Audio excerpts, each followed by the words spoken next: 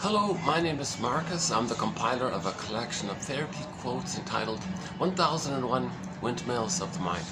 A collection of advanced self-help quotes taken from what's often called the psychodynamic or the psychoanalytic perspective, which long ago, as I understand it, was referred to by some as philosophical medicine or narrative medicine, for the love of narrative medicine, to borrow once again a line from the singer Steve Perry, who has a song entitled For the Love of Strange Medicine.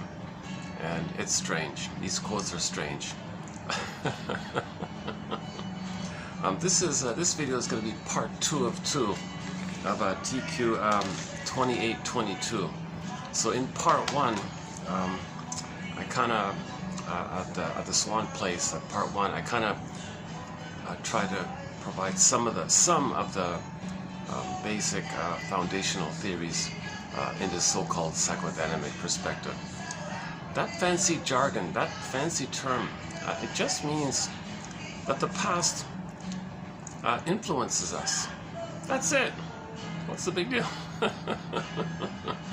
So we want to make that link that if there's something off in the present, it may be because there's a deep fear in the past, out of which or from which we created deep beliefs, deep existential beliefs about ourselves and others. The mother is the prototype for others, and we're kind of stuck like that. And then in the present, you expect it and you see it, and you filter today through the lens of yesterday, meaning you're gonna not see the reality. You're only going to cherry pick or omit, selective omission, just find or even make up or prod and goad and prod or entice others to behave in the way that you expect. And that puts a push and a pull on people, finally. Self-fulfilling prophecy. Aha, you're just like the mother, or you're just like me, something like that. So you're loyal to this template, because yeah, let's jump into this point here. So before we do the quotes in 2822, I want to do a preview of 2887 coming up. These ones here. I'd like to first do a preview of these quotes coming up, 2887, mainly on forgiveness, which is a topic we discussed recently, and I want to sort of follow up on it first before we get back to 2802. Truth is, I discussed 2882 already a couple of times, and I had a lost video, 4-hour video got lost, and oh geez, what a pity. So, but we'll do it again nonetheless. And before that, just before coming out to do the video here, I'm having a bit of an off date. I'm not going to speak very enthusiastically or smoothly. I got a very late start as well, so this will be a shorter video. However my delivery is in any video, the point is that the quotes are posted below, and that's really the spirit of it all. To get these quotes widely available, it's the best quotes from the psychoanalytic tradition, i.e. psychoanalytic, meaning you can understand your present as a reflection of the past somehow, and thereby, if you can make that link, then maybe now, later as an adult, we can better understand the problematic script we created to cope and survive and to adapt with a frustrating mother, let's say. Now, at that time, the child had no choice. He had to make sacrifices to attachment theory. He's got to attach to the mother. But there could be like a traumatic attachment or attachment trauma. The child has to cope, creates these imprints like this. Now, embedded in these imprints is the phenomena known as primary mentation. The child's thinking is what they call primary process thinking. And this mentation or way of thinking, it's different from normal conscious secondary mentation. This primary mentation, like Alice says, up is down, left is right. The cat says it's mad in there. There's no time. In myths and fairy tales, when you see things, like suddenly shape-shifting or twisting and flipping, and this is there and that's that, and this can mean that, and that can mean that. This morphed into that, poof, that was there, poof, it's there. These kind of magical topsy-turvy hollow mirrors, house of mirrors, magic mirrors, morphing and shape-shifting, and things that are moving around, and there's no contradiction because there's no time. No time, that's a big one. There's no time like that. So the baby has that kind of mentation. So if there's trauma in there, his life force is going to go into that memory in that mentation. You see, now the trauma is the baby didn't get his needs met, so he thought he was a goner.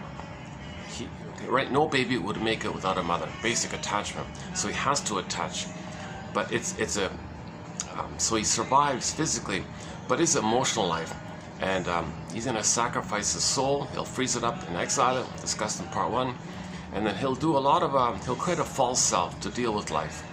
He'll develop a set of defense mechanisms in the mind, bundle them up and create a defensive self, or a false self, or persona, or unreal self. And with this false self, yes, he can function in life and understand what things are in the present materially, so he can pay the bills and drive a car, but he's in a bit of a trance. His emotional life is frozen. That's the price he paid. He survived at a huge cost.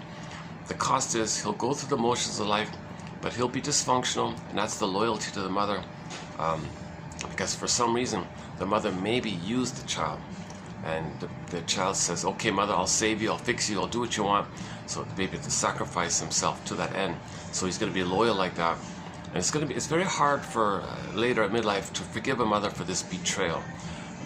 Mothers are there to meet the needs of the baby. Some mothers think, no, I have a baby, why? I can do what I want. I'll brainwash this baby, take care of me. That way I'll always have someone who sees me and responds to me and listens to me and respects me and does what I say, and then I'll never feel alone. I'll have a secure base. I'll feel safe by that, and from that I can find myself.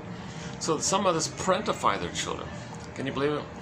What about the poor child? What about his needs? So he'll go along with them at a huge cost. All right, mother, fine. I won't be myself. Good. She rewards this kind of traumatic attachment.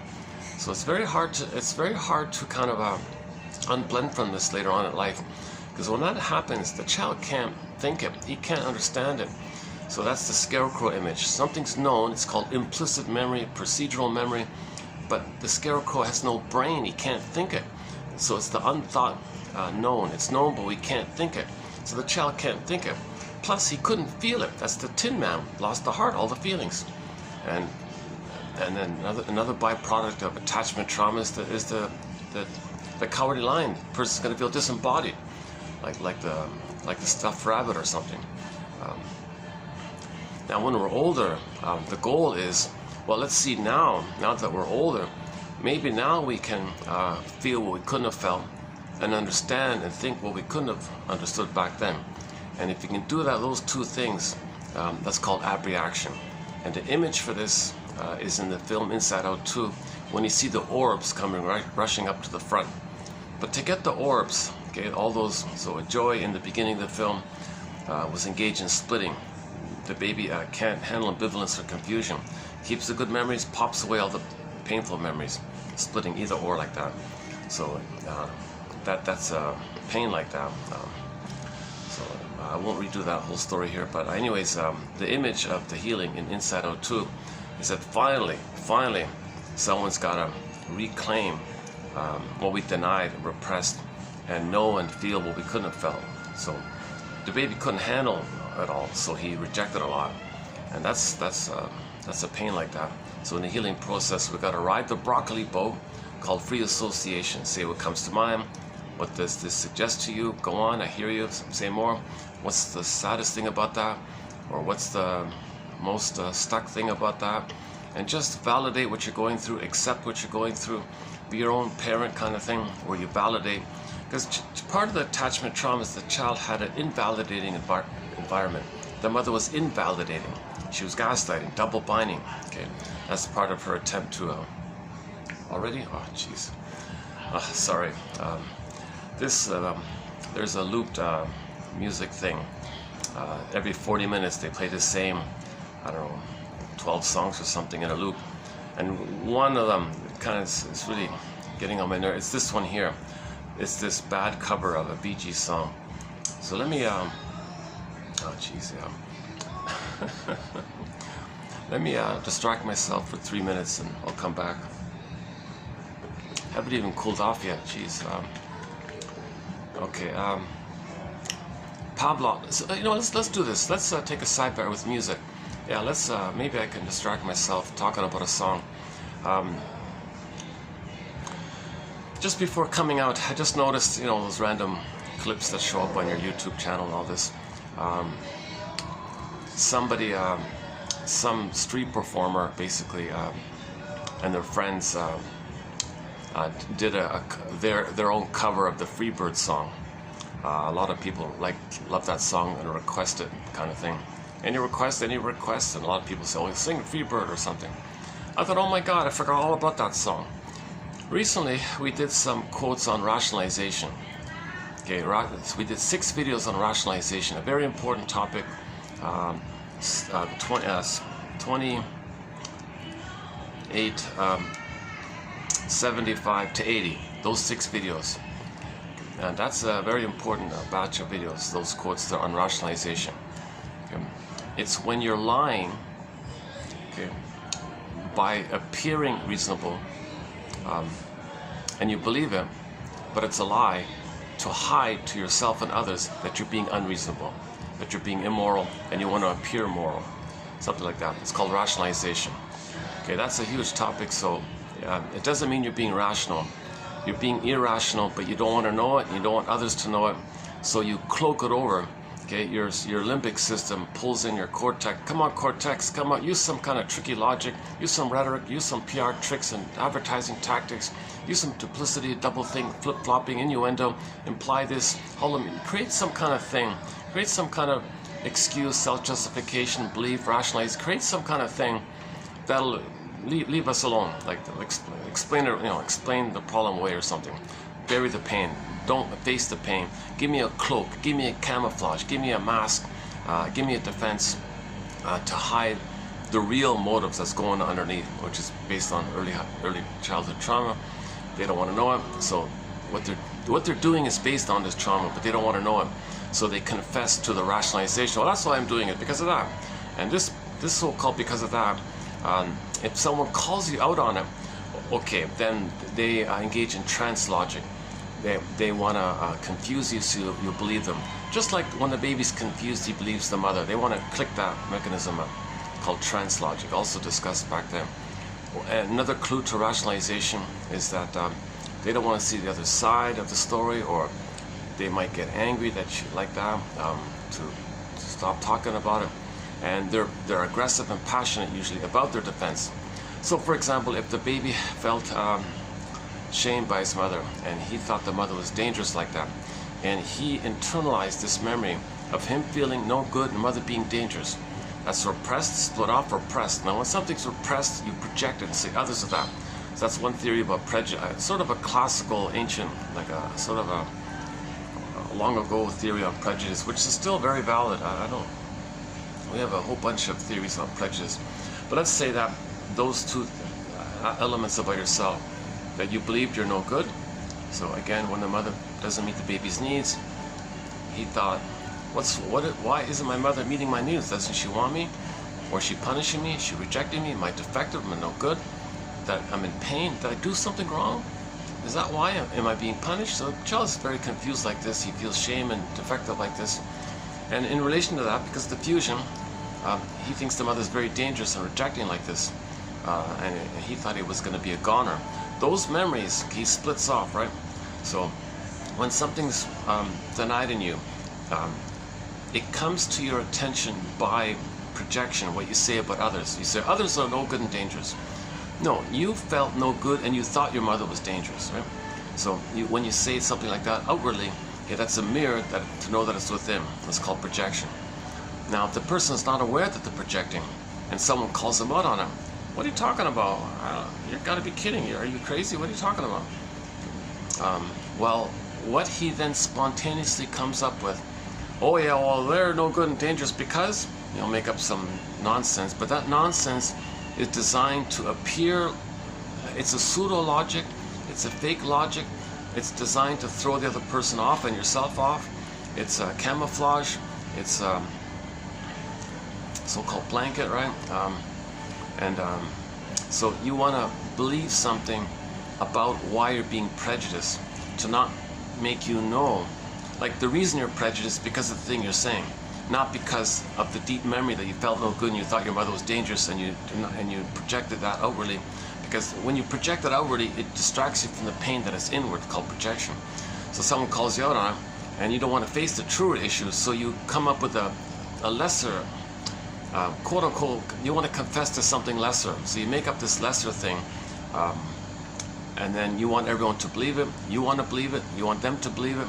So you're aggressive and passionate about selling this idea about why you think they're no good and dangerous or something. And you'll pull in all your street smarts, you'll pull in all your life experience, you'll pull in all the books that you read, and you'll come up very intuitively with something that sounds partially logical, but it's confusing, it's unreasonable, but because it may be a little bit logical, but unreasonable, you confuse people, people give up. Oh, good. So that's the rescue station. That believing the lie, okay, helps them to not be aware of the deeper issue of the memory that mother hurt them and mother was dangerous for them. Like they thought mother was dangerous like that. Because the psyche is protecting the person. The psyche is creating this rationalization, okay, as an unconscious defense, because the person can't feel the deeper pain underneath it. So the unconscious gives you a blanket like that. So shall I compare thee to an onion kind of thing. Now usually these rationalizations, they kind of leak a little bit, and people call you out on it. People are like, seriously? And sometimes you don't believe it yourself, so you try harder and harder to be adamant to believe it, and you feel like you want to believe it. You feel like you need this defense.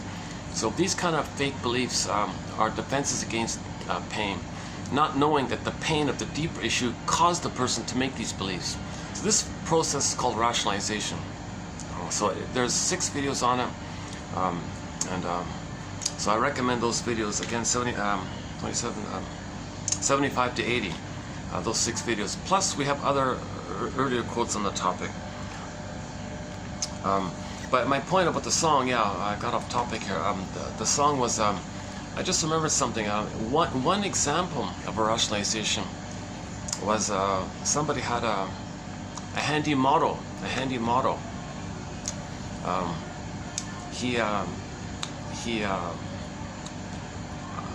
It's very similar to the song Freebird. He said, look, the reason I am the way I am is because, well, I was like this as a kid. You know, this is the way I am now. I'm always going to be like this. That's just the way it is. You know, that explains it all. You explain it away. Like you explain the issue away with the rationalization. It kind of sounds convincing. These rationalizations are meant to sound kind of partially reasonable, enough to fool yourself and others. That's the thing. But if you look closer, oh no, oh no, oh no.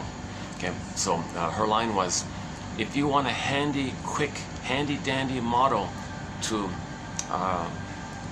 explain why you don't want to grow up, why you don't want to heal, okay, just use that motto. Just use that motto. I was like this, I'm this way now, always going to be like this. So that's a handy motto if you don't want to grow up, she said. I think it was Dayton, right? Was it Dayton or something? I forgot which author. Again, it's in that batch of 6 videos just mentioned, 75 to 70, 28, 75 to 28, 75, 28, 75 to 80, sorry.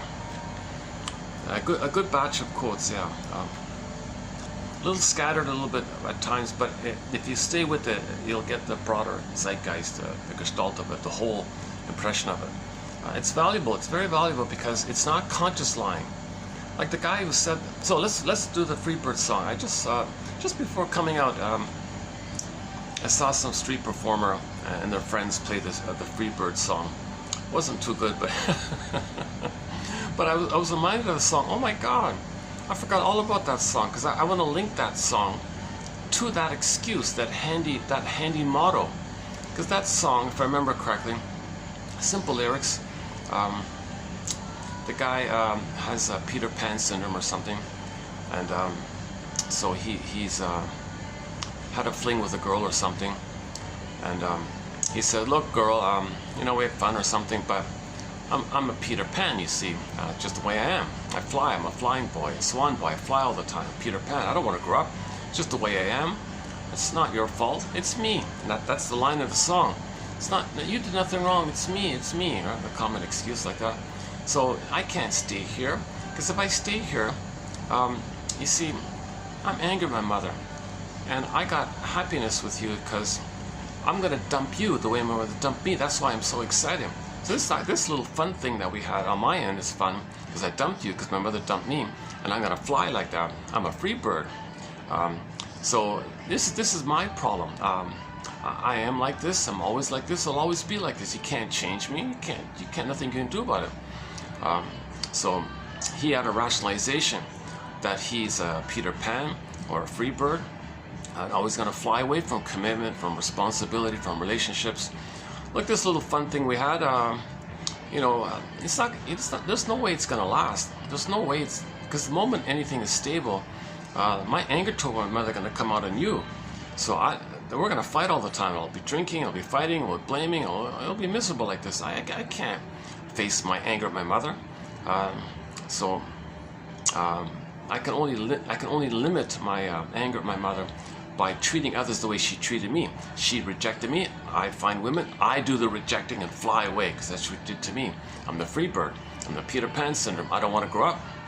So he had a handy motto in that kind of area like that. The free bird song. And this bird will never change. Oh, much of. That's about it, right? He said two things. I can't stay because it won't be fun. So I gotta fly because that's just who I am. I'm a mama's boy who made me the boy who can't grow up, the Peter Pan, who always flies away.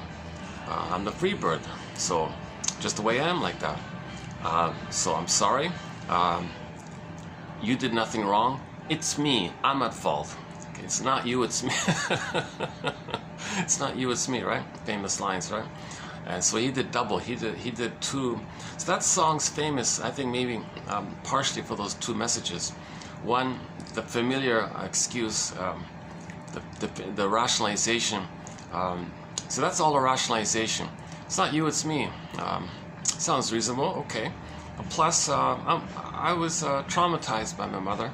I can't feel and trust and have commitment, be stable and stay in one place. It'll remind me of my mother. I gotta flee from that. I want to flee from my mother all the time. My only pleasure is to just treat others the way she treated me. The moment I do that, I gotta fly and do that to the next one.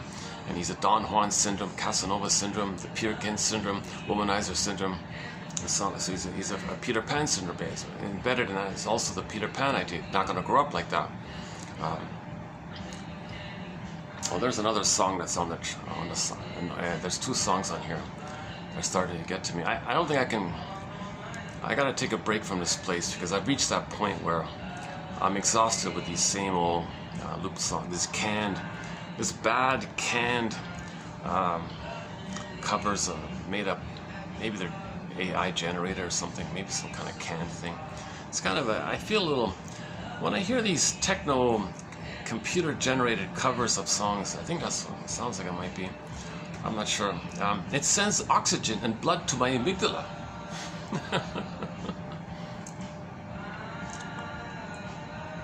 Because it's not real, right? It's inauthentic. So that's a kind of rejection. There's an implied hostility if it's a canned music like that. So.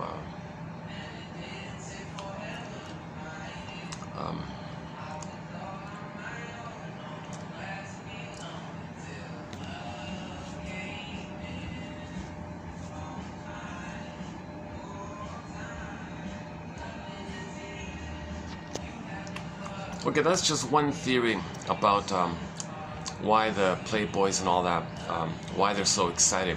Because they anticipate the excitement that they're going to be the lever. Like, they're kind of all excited about that. So, they know there's going to be no commitment, no feeling. They know it's going to be an objectifying kind of thing. So, there's no feeling involved. And when the playboy has no feelings, he won't have feelings for the other. That means there's no triggering of feelings, because that would bring up too much pain. So during that novelty of it, I guess, he feels empowered, A, because there's no emotional involvement, B, he's going to do the dumping, and C, he's going to fly away and dopamine do it again in a loop, and that keeps him bonded to the mother, did that to him. So he can be, like the Don Juan did that his whole life, right? All these playboy types.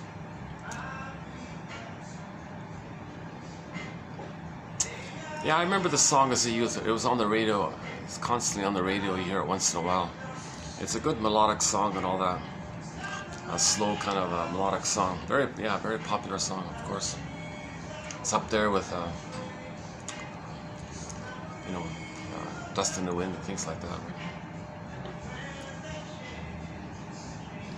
And maybe a lot of people, when they hear that song, maybe they can identify with one role or the other. Were they the victim of the Don Juan, or were they Don Juan? Like maybe a lot of people can resonate with it, because they're going to be on one end of that. So people who do the leaving might relate, definitely will feel nostalgic about that. Oh yeah, that's me. I gotta flee. I feel validation. See the guy in the song, he's gotta flee. He's a free bird, I'm a free bird.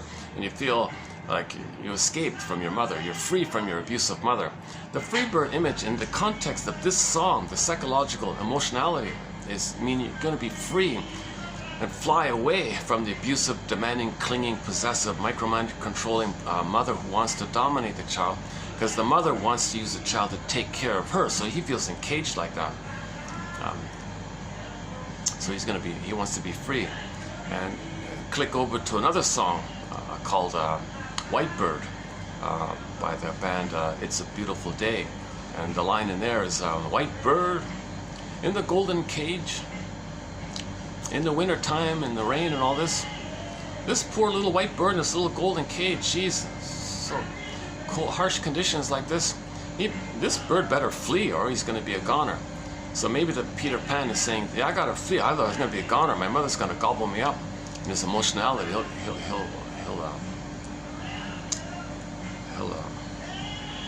get cancer if he, like that. I mean, he'll get some kind of a psychosomatic symptom, maybe possibly including cancer. I don't know. One shrink thinks cancer is also psychological, mainly that kind of area. I don't know. That's once say my disclaimer. I'm not a doctor. 30% of what you're hearing is wrong. It's up to each person to figure it out. I'm finding interesting quotes, sharing them, discussing them, but I'm not a professor. I'm not a midwife, gynecologist like that. So keep that in mind. Disclaimer times 3. I'm trying to learn this kind of outlook myself. I want to internalize the way shrinks think for myself, so I can analyze myself as well. If I had the funds, so talk about songs, I'd play Joni Mitchell's "This Flight Tonight." I'd made popular by Dan McCafferty. I'd be on this flight tonight, and find somebody like Masterson, a good analytic shrink. There's another song that's annoying me. Oh, I've reached my limit for sure here. Yeah, I won't come here for a while. I can't. This is too. Like I've heard the same canned, bad cover songs. I guess I don't know, 20, 30 times by now. And in one video, I'll hear each of those songs like 3 times. If I do a 3-hour video. And at first, it was just one song that annoyed me. Now I'm up to 3.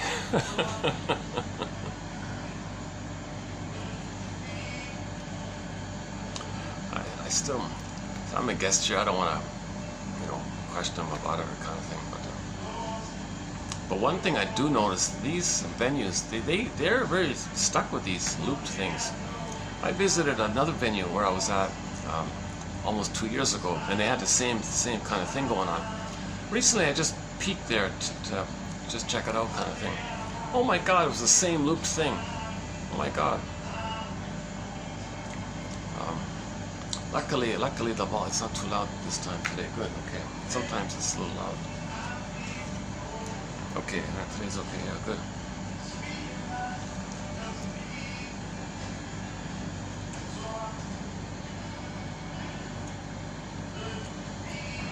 Or maybe people want to flee, like maybe people want to escape their situation. So they take vicarious, voyeuristic fantasy delight in the idea of fleeing and escaping their current situation. I want to flee like that. Maybe they, not jealous, but maybe they admire that. Maybe they're scared, but they're teased by it, like they're scared, but I can't flee. Where am I going to go? Where am I going to go? So they don't have enough self-confidence to be on their own, let's say. But they're trapped in their situation, but they want to be a free bird. Plus the whole, just the general image, you blur in the general image of a bird flying. It looks free and spacious and relaxed, and your body's relaxed, the bird's relaxed, got embodiment, he is who he is, he's doing his real thing. The bird is free, you know, free bird as well, right?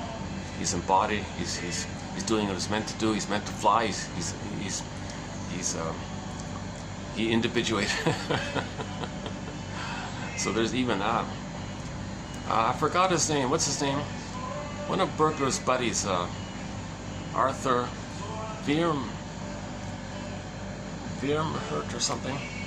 He did that was a while ago. I remember a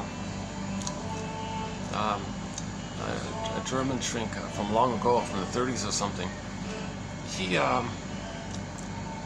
psychoanalyzed famous poems, very famous poems, and pointed out his theory about the birds. I don't want to focus on this too much, just like a little footnote on the side, but he thinks if you analyze these poems, and in the poems people talk about birds, and sometimes these romantic poems, the bird here and bird flying there or whatever, he thinks, wait a minute, what's going on here with this fascination with birds in these old, ancient, famous romantic poems or something?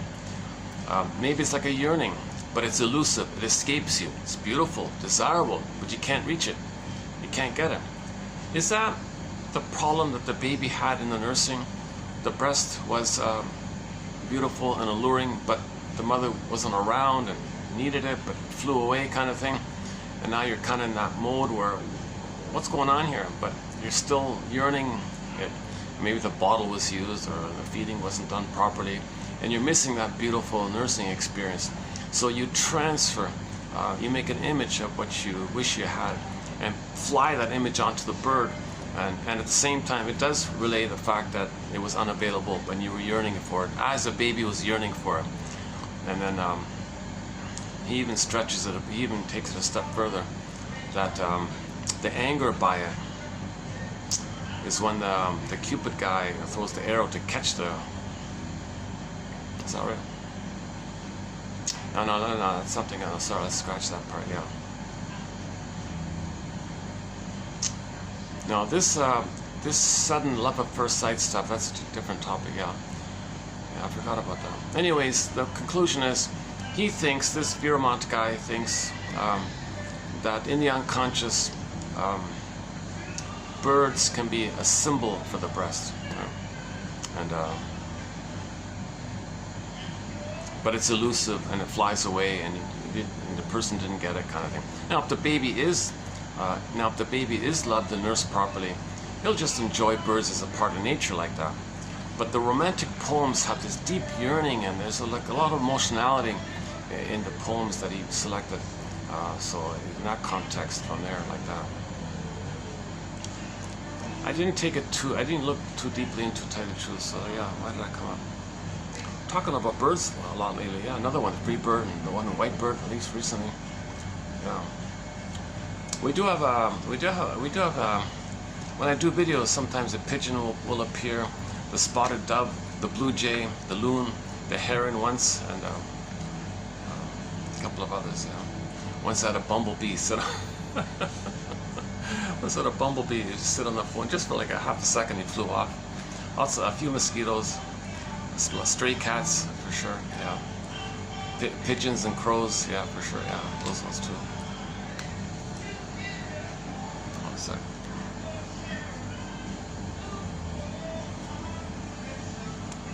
Yeah, okay, so him saying in the song, Free Bird, this bird will never change, you know, that's what I do, man, I fly, I'm a free bird, I don't stay in one place, I move around, a lot of places to go, I gotta check it out, man, I gotta go, I'm a free bird, that's who I am. It's not you. Don't blame yourself. It's me. It's not you. It's me. I got the issue. I got the problem. I can't. So that's a handy excuse to not face the truth about why he's afraid of intimacy, why he's afraid to have a normal kind of family or something, or settle down with somebody, or have a partnership with somebody to grow together. Why don't they go together to grow together or something? Why don't they learn together? Why don't they see a therapist together? Why don't they read self-help books together? Why don't they like help each other kind of thing, be a team or something? Oh no,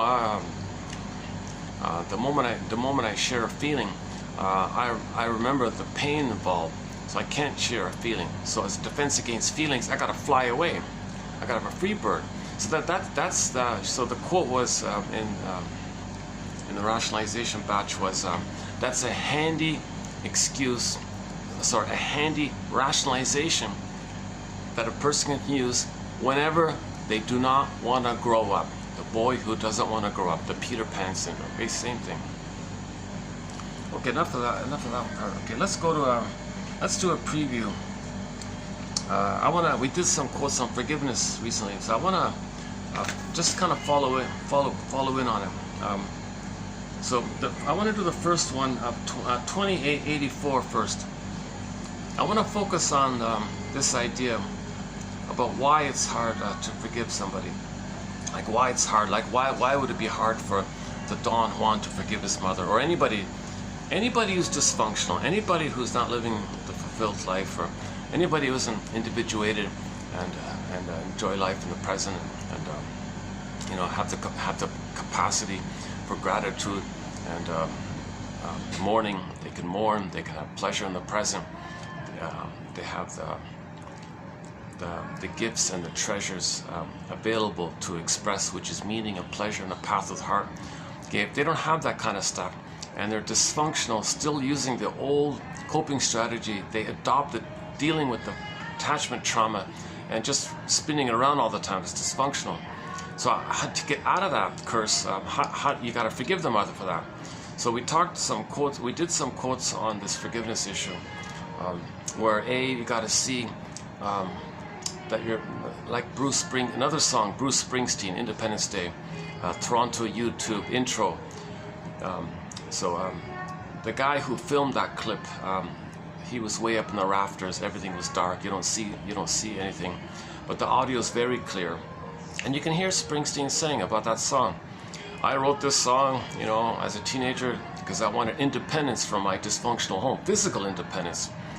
But my script, my traumatic memories followed me wherever I go. Now, in my 60s, I want to talk about emotional Independence Day from that traumatic script, from that dysfunctional script, emotional Independence Day later on. He was talking about that, and how did he do it? That's what he talks about. To do it, he had to first recognize that the parents, that when they were babies, they were human babies. Babies are human beings. Okay, so parents are human beings too. They're not just parents, they're actually human beings with dreams and hopes and plans and traumas and pain, and they had hopes and dreams, and they had struggles to grow up, and they had their things and choices and stuff like that. So you got to kind of see it like that. That's what he was saying. So he says, you'll be startled, you'll be surprised that your parents are people. Oh my God, really? And then now you're moving towards the balance of the situation, that if they're traumatized and they got pain from their past, they couldn't love in the present if they're stuck with their pain in the past, because when there's pain in the past, all time is that past pain. Although materially they understand the presence of the present, but emotionally they're stuck in the past pain because that part of the brain doesn't know time. So the parents are stuck in their past because they have pain. So that's why they weren't emotionally available for the children when the children were there, because the parents were just dealing with the battle with their parents in their mind, struggling to get their needs met in the pain, and they're repeating their compulsion like that. So they're in pain like that. That's why they couldn't love. But despite the fact that they couldn't love, let's say, nevertheless, paradox here, they still managed to love a little bit in some way. So he calls it curses and blessings or something like that. So you wanna get some kind of ambivalence where you can see the both sides. They were loving and hurtful, in pain, they cry for love, but they still love, but they cry for love. Can you get that kind of human perspective about your parents, that they were just people who were traumatized, who were hurt and in pain with their scripts and dealing with their traumas, and they would have loved if they could, but they couldn't because of the pain. Because can you get that kind of a broader appreciation? Because what babies do is they can't do that kind of thing. What babies do is goddess or demon, split, separate. No, goddess or demon, either or. So when you go in the healing journey, you got to look back at that. Okay, wait a minute, that's reality here. Mother's not a goddess or demon. It's not an either or. Mother's a one human. So you want to resolve this splitting issue and have what they call psychosynthesis. Have a new sense that the parent, the mother has both sides, and the self in correspondence has both sides. So that's the conclusion of Inside Out 2. You saw the psychosynthesis at the end. So in the film Inside Out 2, you had these like two-part sense of selves. The joy side, okay, that's but it's just one side, all good side. Mother's wonderful, I'm special and loved by this magical imagination. Okay, that's delusional. They even said in the film, it's delusional. And then the other side came on the scene. With anxiety was from the old fears, and the underlying belief was, you saw anxiety saying all the time, never good enough, always defective, never good enough, never. You had this kind of endless feeling that no matter what they do, they're flawed, they're defective, they're never good enough. So she was trying to compensate by redeeming the parents. Maybe she thought if she could, be a star, and maybe the parents will feel seen. If they're successful, they're seen. It doesn't work, so they're trying harder and harder. That's a sense of self based on that other side, split side. So you got this either or kind of thing. It's neither. It's not an either or. It's a both and. The conclusion is we're looking for the golden mean, the middle way, the way.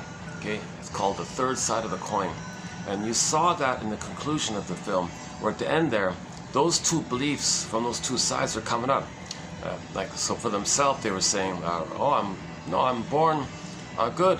Wait a minute, no, I'm guilty. No, I'm not guilty. I'm guilty. No, I'm not guilty. These either or. I'm kind. No, I'm full of hate. No, I'm born to love. No, I don't know what that is. That doesn't exist. Yes, it does. No, it doesn't. You got this kind of either or kind of thing. So you saw the group hug there, the crew there.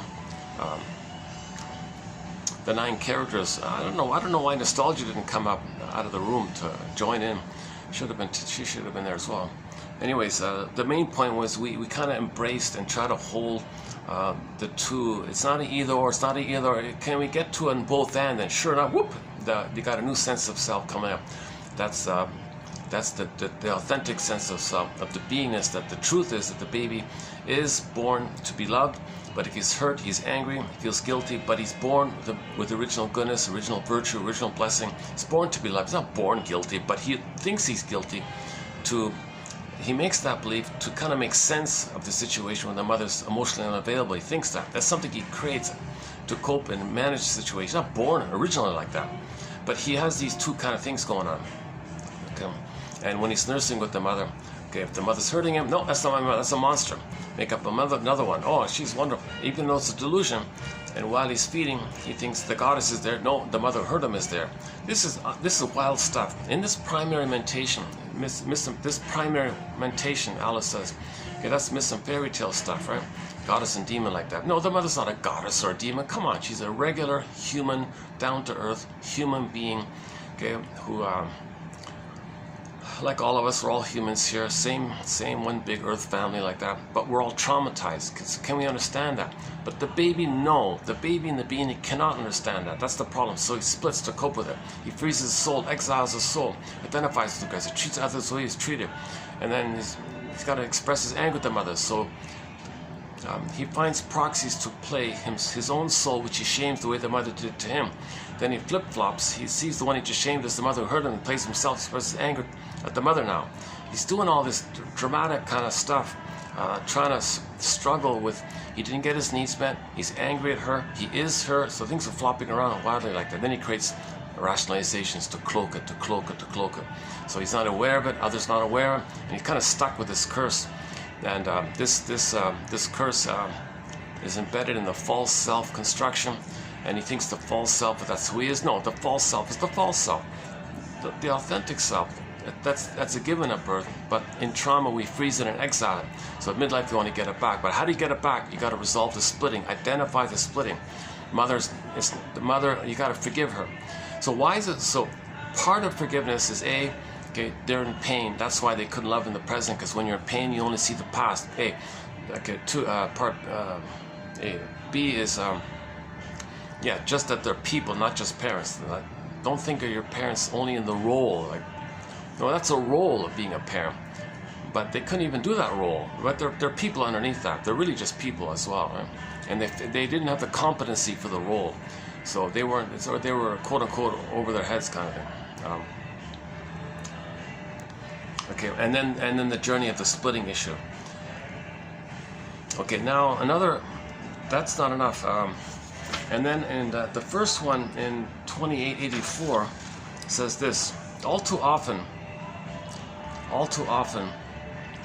clients feel as if forgiving their parent is tantamount to condoning their awful behavior. They fear that if they forgive, meaning understand and accept, no, I'm not going to understand and accept that. I don't know how to do it. I'm just too angry. The anger clouds them. They can't do it because the anger is so strong. Because the anger means, let them off the hook? There's something wrong here. It doesn't feel right just to. So that's the issue. That's the point right there. They fear that if they forgive their parents, they fear that if they forgive, they might be saying that what they did was somehow okay. Again, all too often clients feel as if forgiving their parent is tantamount to condoning their awful behavior. They fear that if they forgive, they might be saying that what they did was somehow okay. Oh no, what a huge injustice, no way. So they hang on instead, continuing to breathe life into this dark place, because forgiving feels like they are betraying themselves. Yeah, so you're betraying yourself, because you can't admit your anger, you can't admit your hurt, you can't admit, if you just say, okay, if you somehow forgive them without first feeling your feelings of the betrayal, it's not going to work. So you got to feel this issue.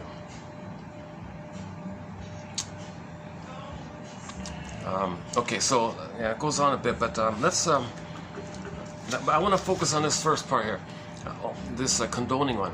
All too often, clients feel as if forgiving their parent is tantamount to condoning their awful behavior.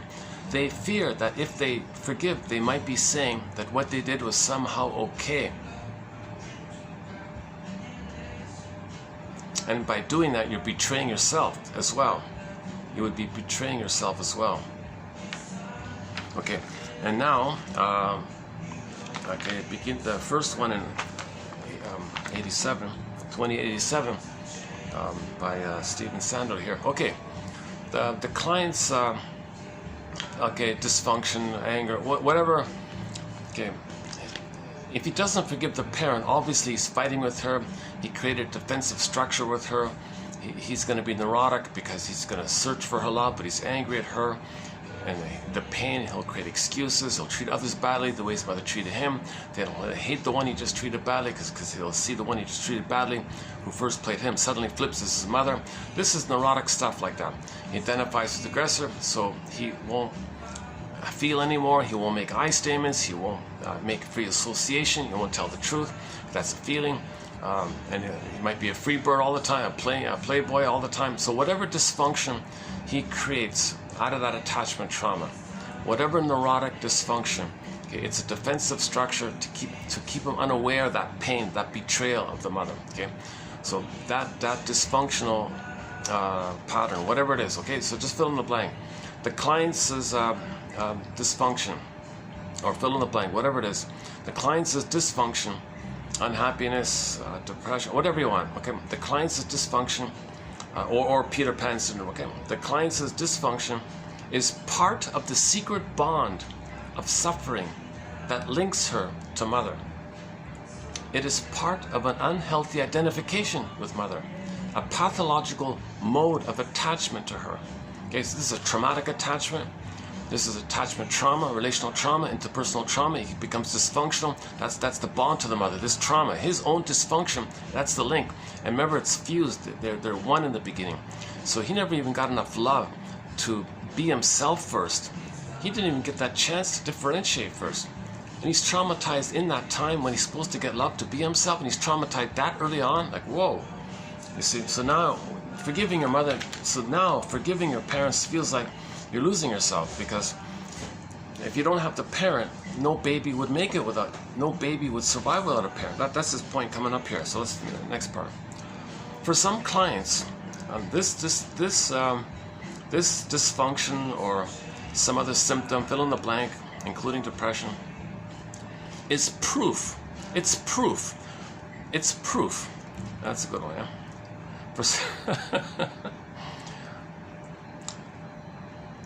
Okay. See, this is like it's a justice thing, kind of, with that child.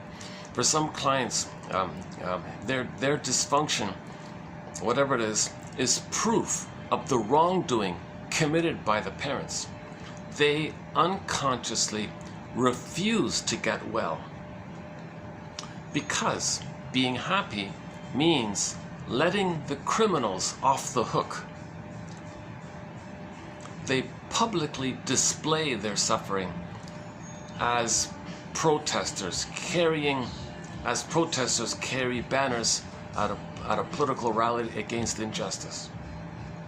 If they give up this suffering, the world will no longer have reason to acknowledge the wounds that were inflicted.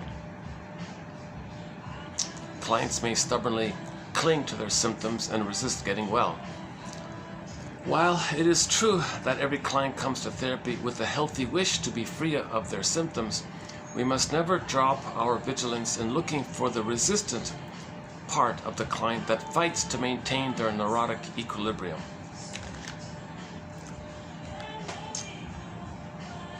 And oh my God, oh geez, do I have it? I'm just reminded, there's another one about the court one, this fantasy. Oh my God, let's see if I... hold on a second. I think I filed it away already. Let's see if by chance we have that other one. Hold on a sec. The one about, yeah, hold on. Oh, that might be today's one. Is it today's one? About the courtroom in the sky? Where's that one?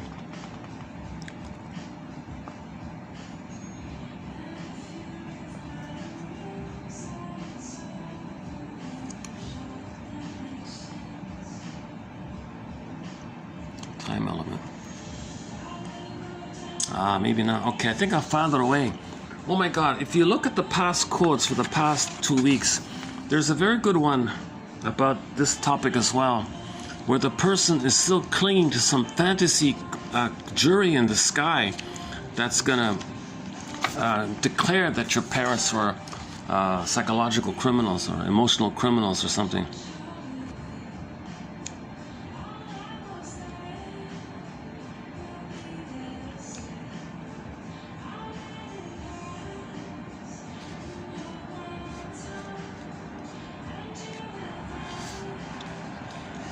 Okay, I think I filed it away already. It might have been, yeah, okay, that was a good one. I forgot about that one. Like they're holding on to some kind of fantasy judge or jury or something that's going to sort things out here and say, yes, it's true. Your parents did you wrong. Really? Someone validates that? Really?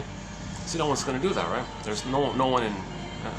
therapist or a good friend might do it, kind of thing, or you do it yourself when you feel safe talking about it. So if you forgive the parents,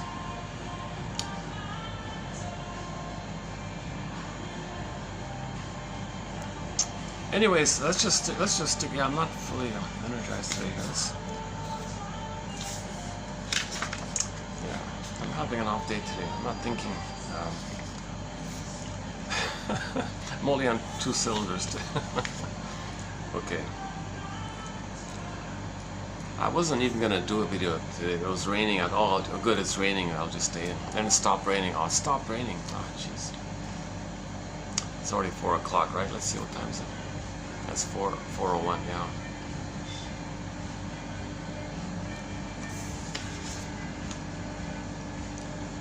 Okay, let's continue with the preview of 2887 by Sandler here. Not Joseph Sandler. We did quotes by Joseph Sandler last year about projective identification. He terms it in the broader context of a thing called role responsiveness. There's this tendency that you want others to play a certain role, so there's like a role response. I want you to respond to my wish that you can play a certain role from my childhood, so I can continue my ongoing struggle with my mother. So either you play the role of me and I'll shame you the way my mother shamed me, or you play my mother who hurt me and I want to be angry at you, and you flip it around, let's say.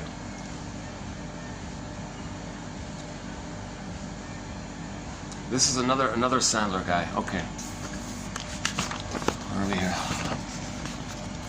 Okay, again, the client's dysfunction, unhappiness, anxiety, fear, depression, whatever you want.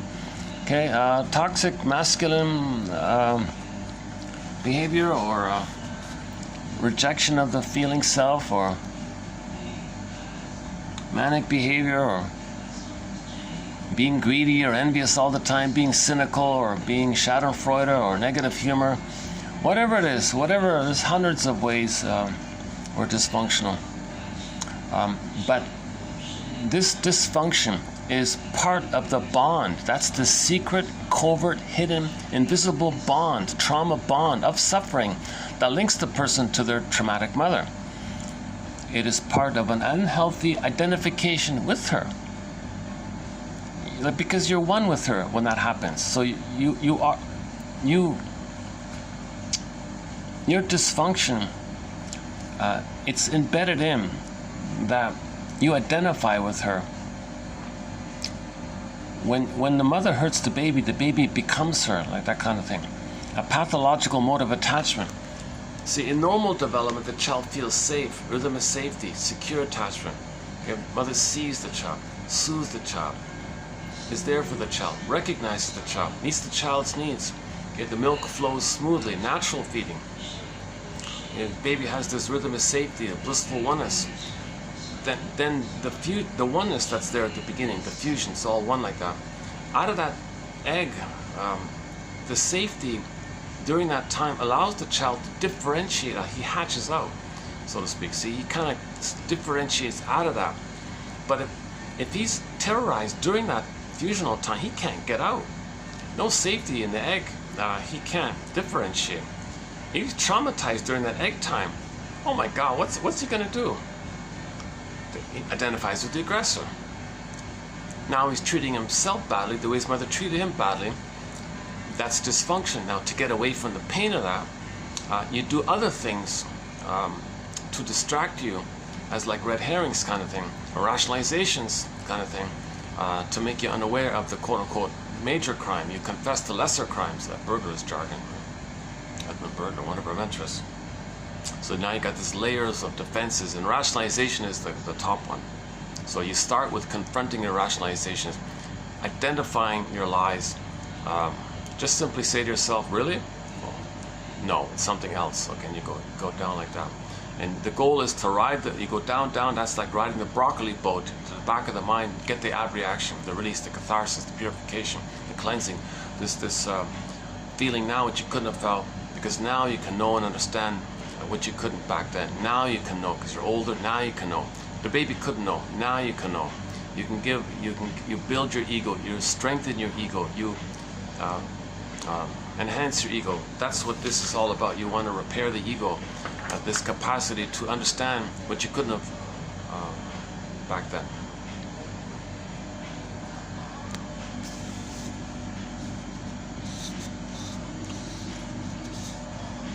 Oh, there's that annoying song again. Okay. Look at that. That's quick. Hey, look at that. It's not even less than an hour. It's all right now. Okay, the client's dysfunction. So, if the trauma takes place during that egg time, okay, there's a lot of dysfunction going on. the baby's got to have a mother. So forget about himself. That potential that he had, it's devalued, shame, no good, all this, that's going to be repressed. And when something's repressed, to make you unaware of the pain of that, you say others are no good. You felt no good by this. So when you say and attribute and think and believe and make excuses for and cherry pick for, make up for and believe for that others are no good, that's to get your attention out like that, to make you unaware of the pain that belongs to you. It's called projection. It's a mechanism like a film projector. The mechanism, the projectionist, you're the projectionist. The projection machine is inside of you. Your contents is on the reel. It's all, but you don't know it. All you see what's on the screen outside. Okay, then so you felt unaccepted. You believed the mother rejected you, didn't want to meet your needs. You thought you were a goner, defective, no good, guilty, defective. You know, obviously the emotion is shame by this, so on. So you don't want to know this. It's there. It's, you can't think it. You can't feel it. You can't think it. Again, Tin Man and Scarecrow. So to constantly make you unaware of this betrayal trauma, mother failed me, mother didn't love me, to make you unaware of this pain, you just simply say others are no good. And in relation, at the same time, flip-flop, mother being so bad, you can say others are dangerous at the same time. That's when joy pops away, though, all those orbs to the back of the mind in the beginning of the film. I keep only the good ones, and all the painful ones, I pop it away. I forgot the line. I forgot exactly her line, but something to that effect. I keep only the good memories. Anything I didn't like, no. Why bother? Just send it away, eject it away, poop it away, pop it away, like that. Right? That's called repression. Splitting and splitting. So it's split like that. She won't accept all the memories. It's split. Good orbs I'll keep. Good memories I'll keep. The negative ones, no way. I don't want to know that. I don't want that here. I don't want that bogging me down. I don't want to admit this. I don't want to feel this. Well, just bury it into the body. So it goes into the limbic system.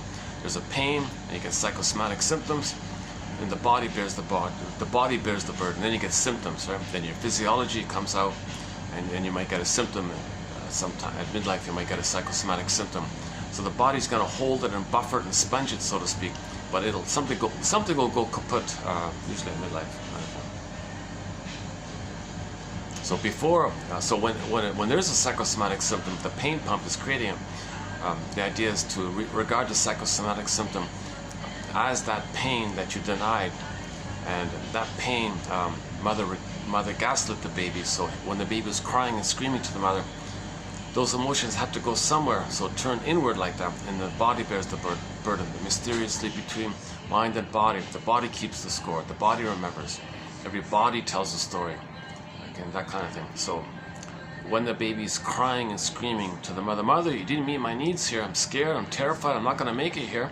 I'm telling you this. So can you please change? Help here. Come on. And mother, whatever reason, doesn't see it, doesn't get it. Okay, that's a betrayal like that.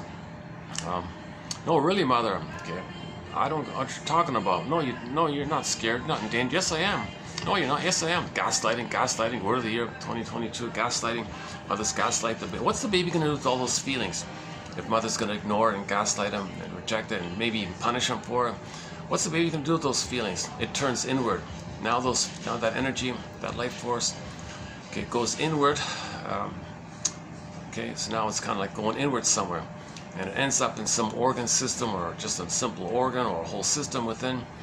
And now it's going in there, all that energy and the pain and the scream and the cries going inward like that. It eventually leads to a symptom. Something's going to go kaput.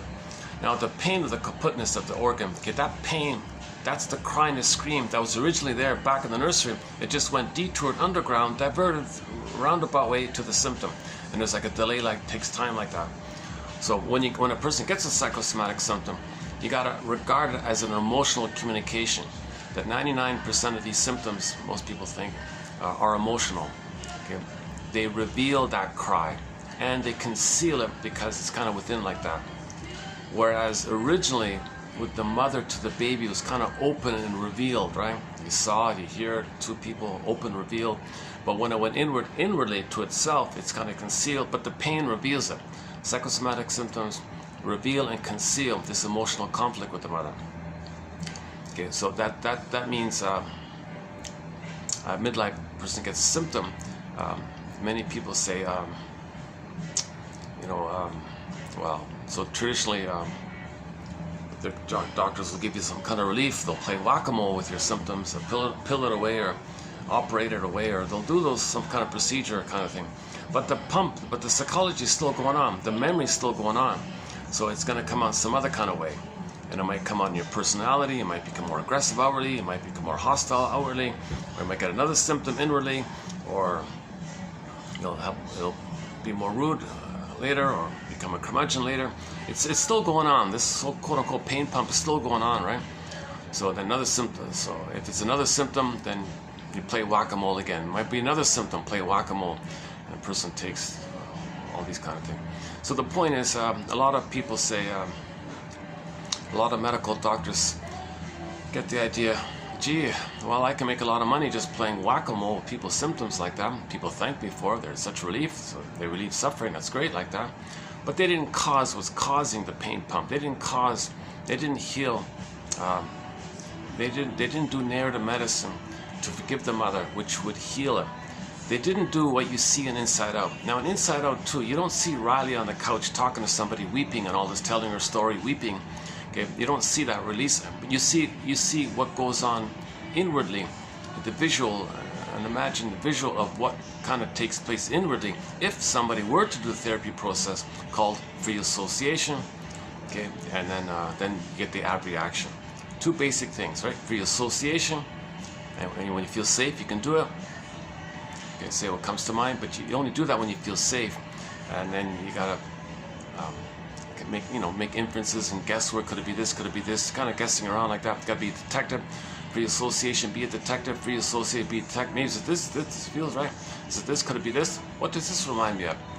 What does this suggest to me? I must have a very good reason for thinking this or saying this. Here comes a feeling. Okay, now wait a minute. Now I'm going to accept it. Now I'm going to self-repair. Now I'm going to accept my feeling. Hi there, feeling. Welcome. Now you want to work on naming it. So look on the vocabulary. What name can I give this? Is it this? Is it that? That's a tough one with the naming, finding the right words for the feelings. English is has a real poverty in this area, a pitiful and miserable poverty in finding the right words to link to your feelings. Really, really something, but unbelievable. Tina Gilbert said she found it helpful when she found the word forlorn. Oh, that works. Yeah, I feel forlorn.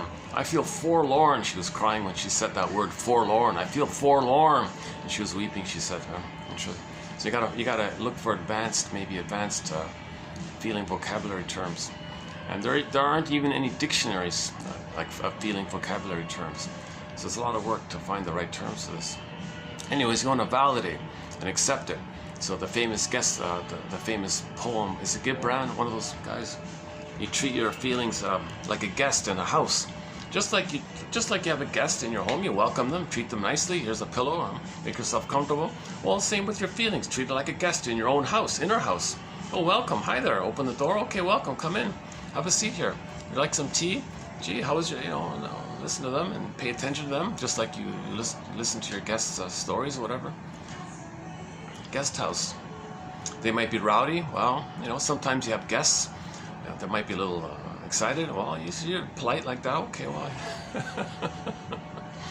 So you want the same thing. These guests might be a little rowdy like that.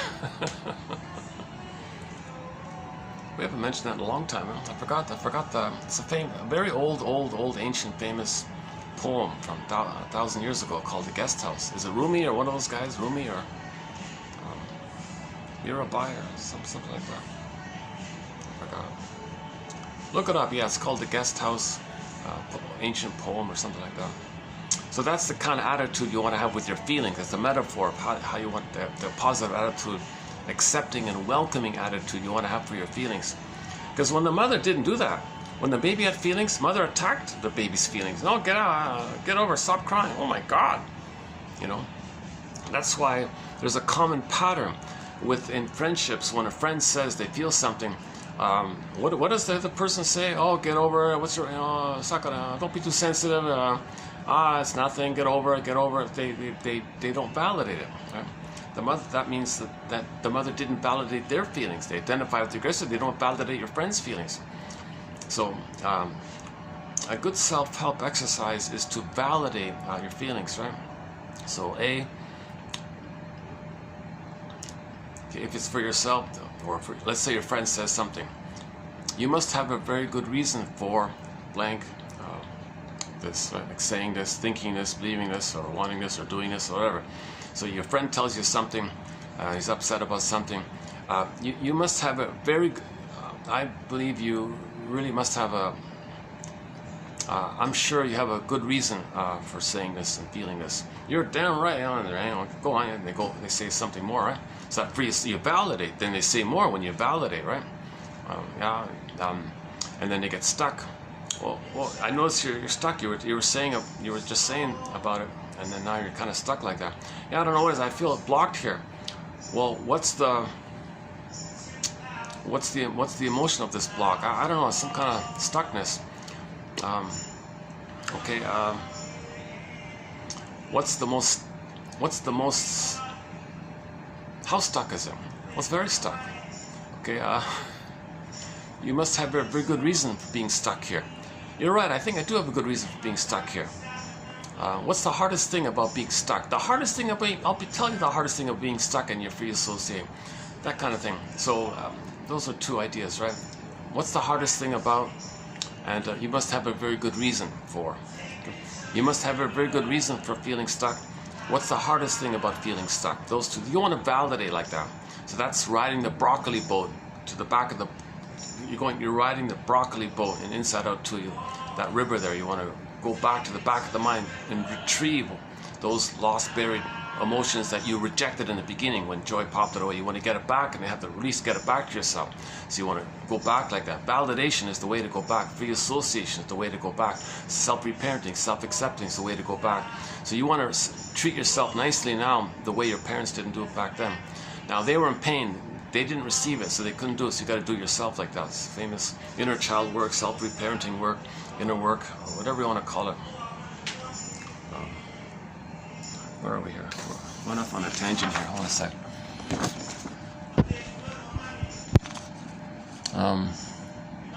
Okay, so the client's is dysfunction. Okay, that's how he adapted to deal with the pain with the attachment trauma. At the same time, oh yeah, we were talking about the egg, right? So the baby's in a kind of psychological egg. The baby's meant to be in a continued blissful oneness that he had in the uterus. It's meant to continue for the first 4 to 5 months. That blissful oneness, that Avalon, I don't know if that's the right term. Let's forget that. That's too confusing. The Garden of Eden, Shambhala, Shangri-La, okay, Paradise, Avalon, Nirvana. I'm confused about that Avalon. I was mentioning in part 1 about the Hart song that came up. So let's check that one out later. So anyways, the baby's in a blissful oneness with the mother. He's in a paradisal kind of feeling. He's floating around, relaxed. Okay, no time, so no worries. He's no space, no place. He's everywhere. He's dispersed. He's universe, floating around, relaxed. He's everything. This cosmic, oceanic ecstasy, whatever you want to call him. He's in a blissed out kind of place, they say. So and he doesn't know that he's a person inside his mother who's a person. There's two people there. He doesn't get it. And he doesn't get that the mother's feeding him, sending him oxygen, sending him nutrients, sending him the food he needs. He doesn't get that it's a human doing it, like a mother doing that. He thinks it's just kind of just happening automatically for him. That he's some kind of magic god like this. He's some kind of special kind of thing like this. So he's in a solipsistic bubble where the power of the mother, well, that's just him, or it's a part of him, or it's him, or a part of him. He's one like this, right? And so he feels self-sufficient like that. He's in this little solipsistic bubble like that, and doesn't need others because The mother is him, so why does he need others? There's no sense of a mother because no sense of a self. He's just some kind of god like that, right? And he's floating around everywhere. Or another theory is he's the center of the universe, and the universe is there just to serve him. Now he's a little king like this, so he feels kind of important. It's called infantile megalomania, or the glorified self, the idealized self. This solipsistic feeling that it's all about him, everything's for him. He doesn't have to do anything back. Doesn't have to. He's just so special and so entitled. So everything just happens for him. Everything serves him. Food gets sent to him. Oxygen gets sent to him. Waste elimination, placenta takes care of it. All flows, is smooth. Baby, core, placenta, mother, mother, placenta, core, baby, baby, core, placenta, mother. Do, re, mi. 1, 2, 3. A, B, C.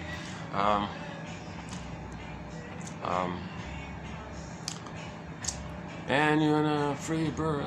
Is it flows like a free bird? I don't know. Anyway, it's melodic. It's considered to be a rhythm.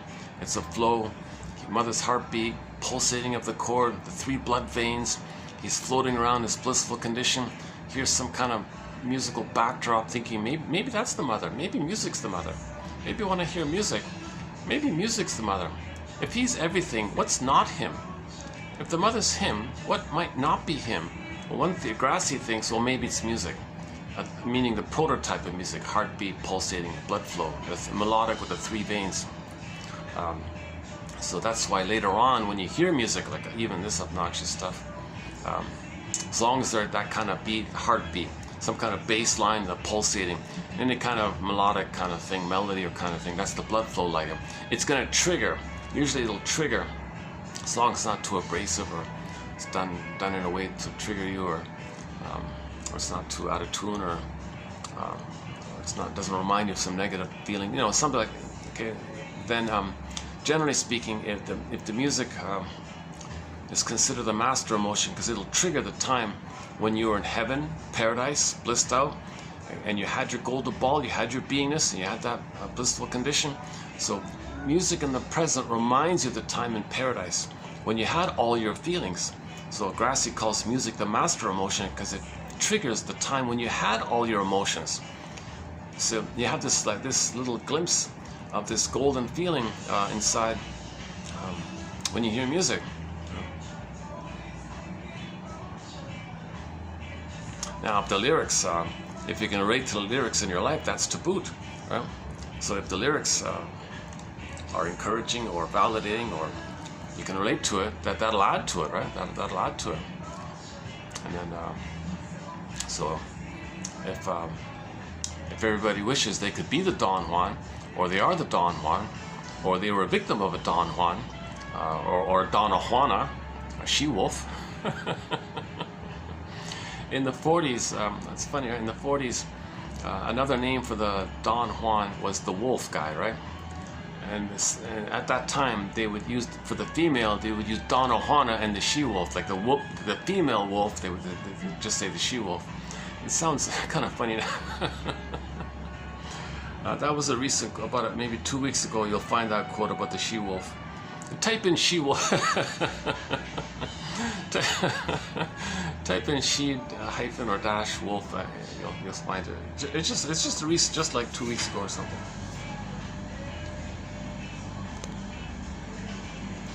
I got a lot of great quotes from E Bergler, our mentor. And the first one in today's one is also from E Bergler.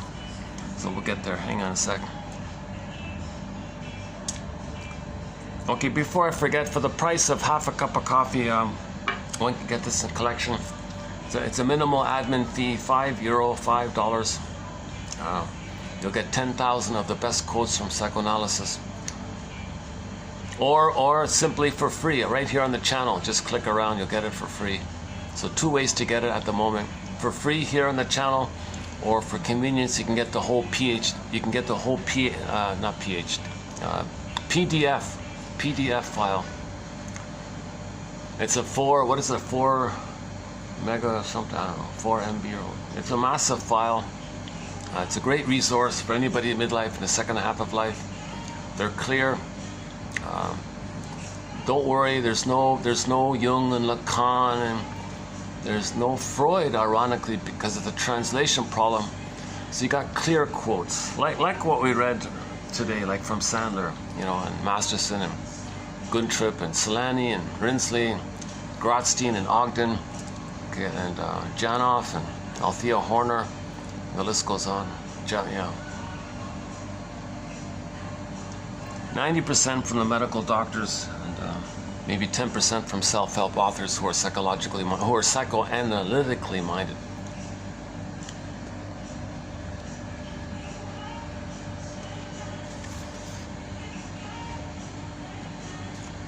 Wait, just to finish that point about at midlife when people get a symptom, they go to the doctor. Some doctors say, I kind of feel badly, you know, just playing whack-a-mole with their symptoms, because it just kind of replays what the mother did. The mother played whack-a-mole with the baby's feelings. He's doing the same thing. The feelings just came out through the body. He's just doing the same thing. He feels badly. He may think, gee, if I'm doing that to the client, does that mean that's what my mother did to me? And they identified with the aggressor, and they're treating their patients the way the mother treated them? Ouch! They don't want to perpetuate that. They want to get out of this. So some doctors go to shrink school, Analytic Institute. It's hard to get into those things. You need to be either a medical doctor or have a PhD in psychology, or rock bottom minimum at MSW, Masters of Social Work, with a lot of experience to boot. So I don't have any of that stuff. I only have a BA, so nobody's teaching this perspective. Zilch. It's not out there at all. No, zilch. Zero. Goose egg. No one is teaching psychoanalysis. If the occasional person claims to do it, they're doing it. They're not doing a good job, I don't think.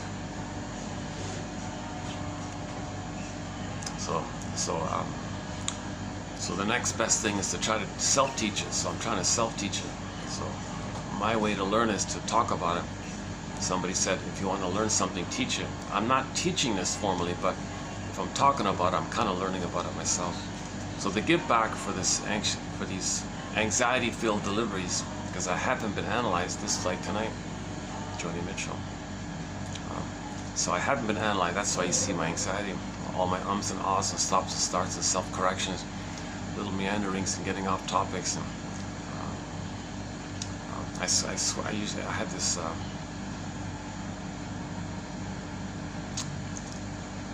Maybe I'm a little fidgety when I speak or something. I'm not sure. Or I think the main one is the way I'm speaking. All these ums and ahs. I do a lot of that. It's painful to read the transcript that YouTube gives sometimes. I'm speaking and it's like oh my God, who can listen to this? So that's why, once again, it's about the quotes. It's not about me. It's not about me. It's between each person and the quotes. Take advantage of these quotes. It's a treasure trove of insights by medical doctors who got tired of playing whack-a-mole with your symptoms and said, let's do the talking cure. Chimney sweeping, narrative medicine, be a detective, find your patterns, identify what you're doing in the present as a reflection and a repetition and a reliving of the past, with the fantasy that you're still in the past, hoping to get a better outcome for the past. But reality check here, the present isn't the past, but your limbic system doesn't know time. It's all time is that time. That part of the brain that's traumatized doesn't know time. Okay? Remember, the brain has three parts: the cortex, feeling side, and the amygdala. The amygdala doesn't know time, but all the memories in the amygdala, and all the energies in the amygdala. So, Janoff jokes, yeah, don't ask an iguana what time it is, or a crocodile about feelings. That part of the brain only cares about the instinct of survival and reproduction. So we're kind of, but the main thing is that part of the brain doesn't know time, and all our life force, our eros, our energy, it goes into that loop in that crocodile mind, right? And that mind doesn't know time, and that's the unconscious. Powerful like that. It's like all your energies and all your desire, your compulsion. It's kind of strong because it relates to how all of the baby's energy is to find the nipple, latch on, suckle, get the milk, calm down, having a secure attachment. All of his energy, all of his life force is to find the mother, latch on, and everything's good like that.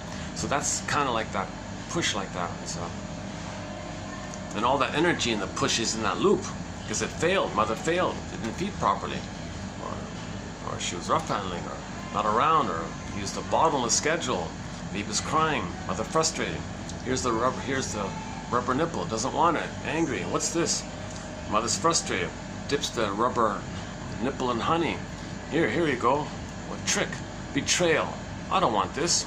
But it works because the sugar tricks the baby's brain into thinking that the baby's safe by the surplus food. You got this windfall of food. Oh, okay, I'll go by that kind of thing.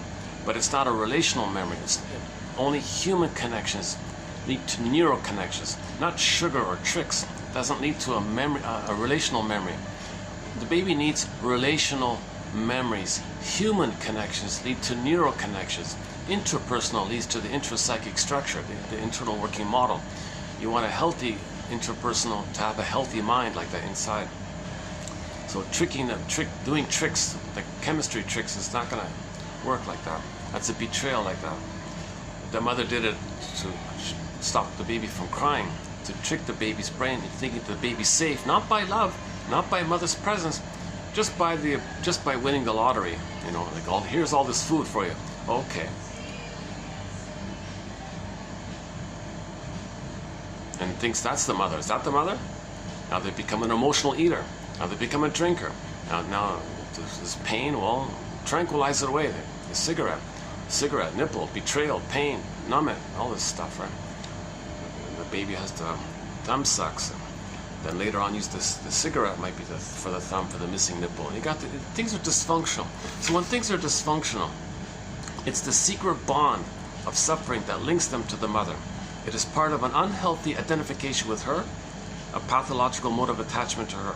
For some clients, dysfunction is proof of the wrongdoing committed by the parents. They unconsciously refuse to get well because they have a hard time forgiving. In other words, they have a hard time forgiving. They're just so angry. Because if you somehow manage to understand them, to forgive them, wait a minute, I don't know, it feels like you're letting these criminals off the hook.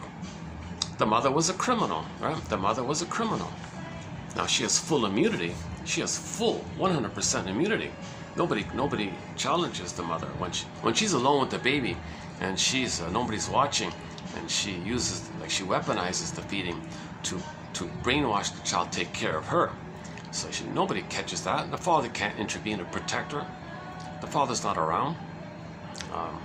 Everybody says mother knows best. She loves the power. Mother loves them. Nobody's watching.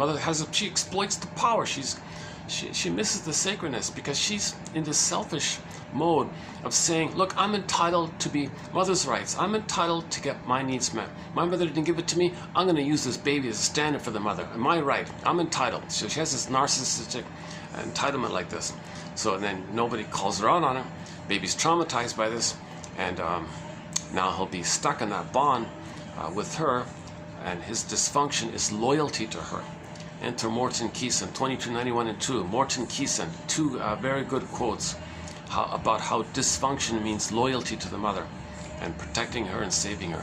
Very convincing points there. Morton Keeson, chapters 8 and 9 of his book, Affect, Object, Character Structure.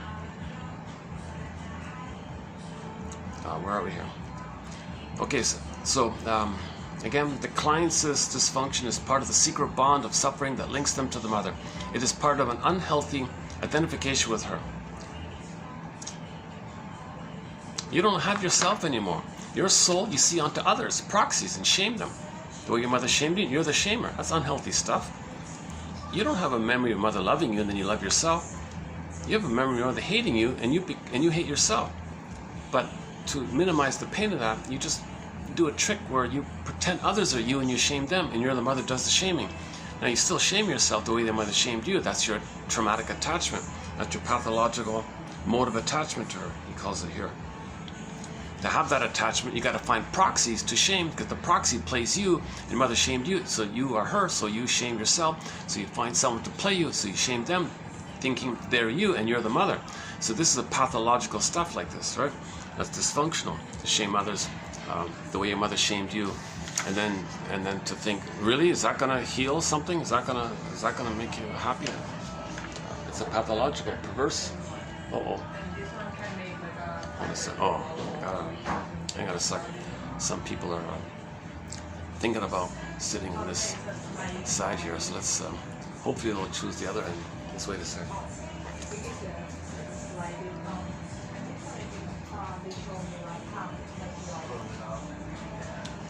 Did you guys want this space here? You're okay, yeah. It's a great space, yeah. Oh, you're thinking about booking it, right? You just look at it, yeah. It's a great space, yeah. Wonderful place, yeah. Oh, they're just looking at it for potential future videos, future functions or something. Oh, this is a great place to book. If you have any kind of, this is a cozy living room kind of feel. It's really like I'm sort of in the corner off place here. This is a nice little section that I'm in here, and I got the main side over there, and the staff are on the other side.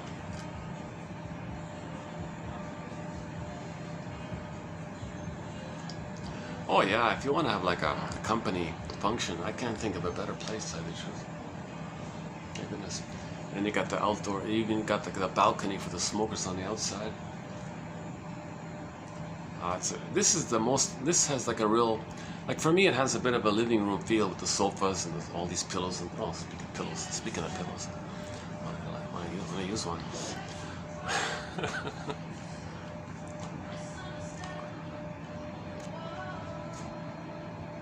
Let me make sure, let's check the battery. You know, I recently lost this video that by the way, this video I'm doing is take 2, can you believe it? I did this video for 4 hours at this very spot, and suddenly my battery died on me, and I lose the whole video like that.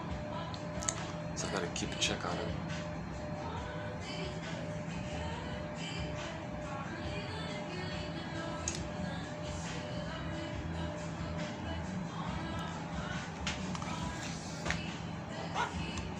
Where are we now?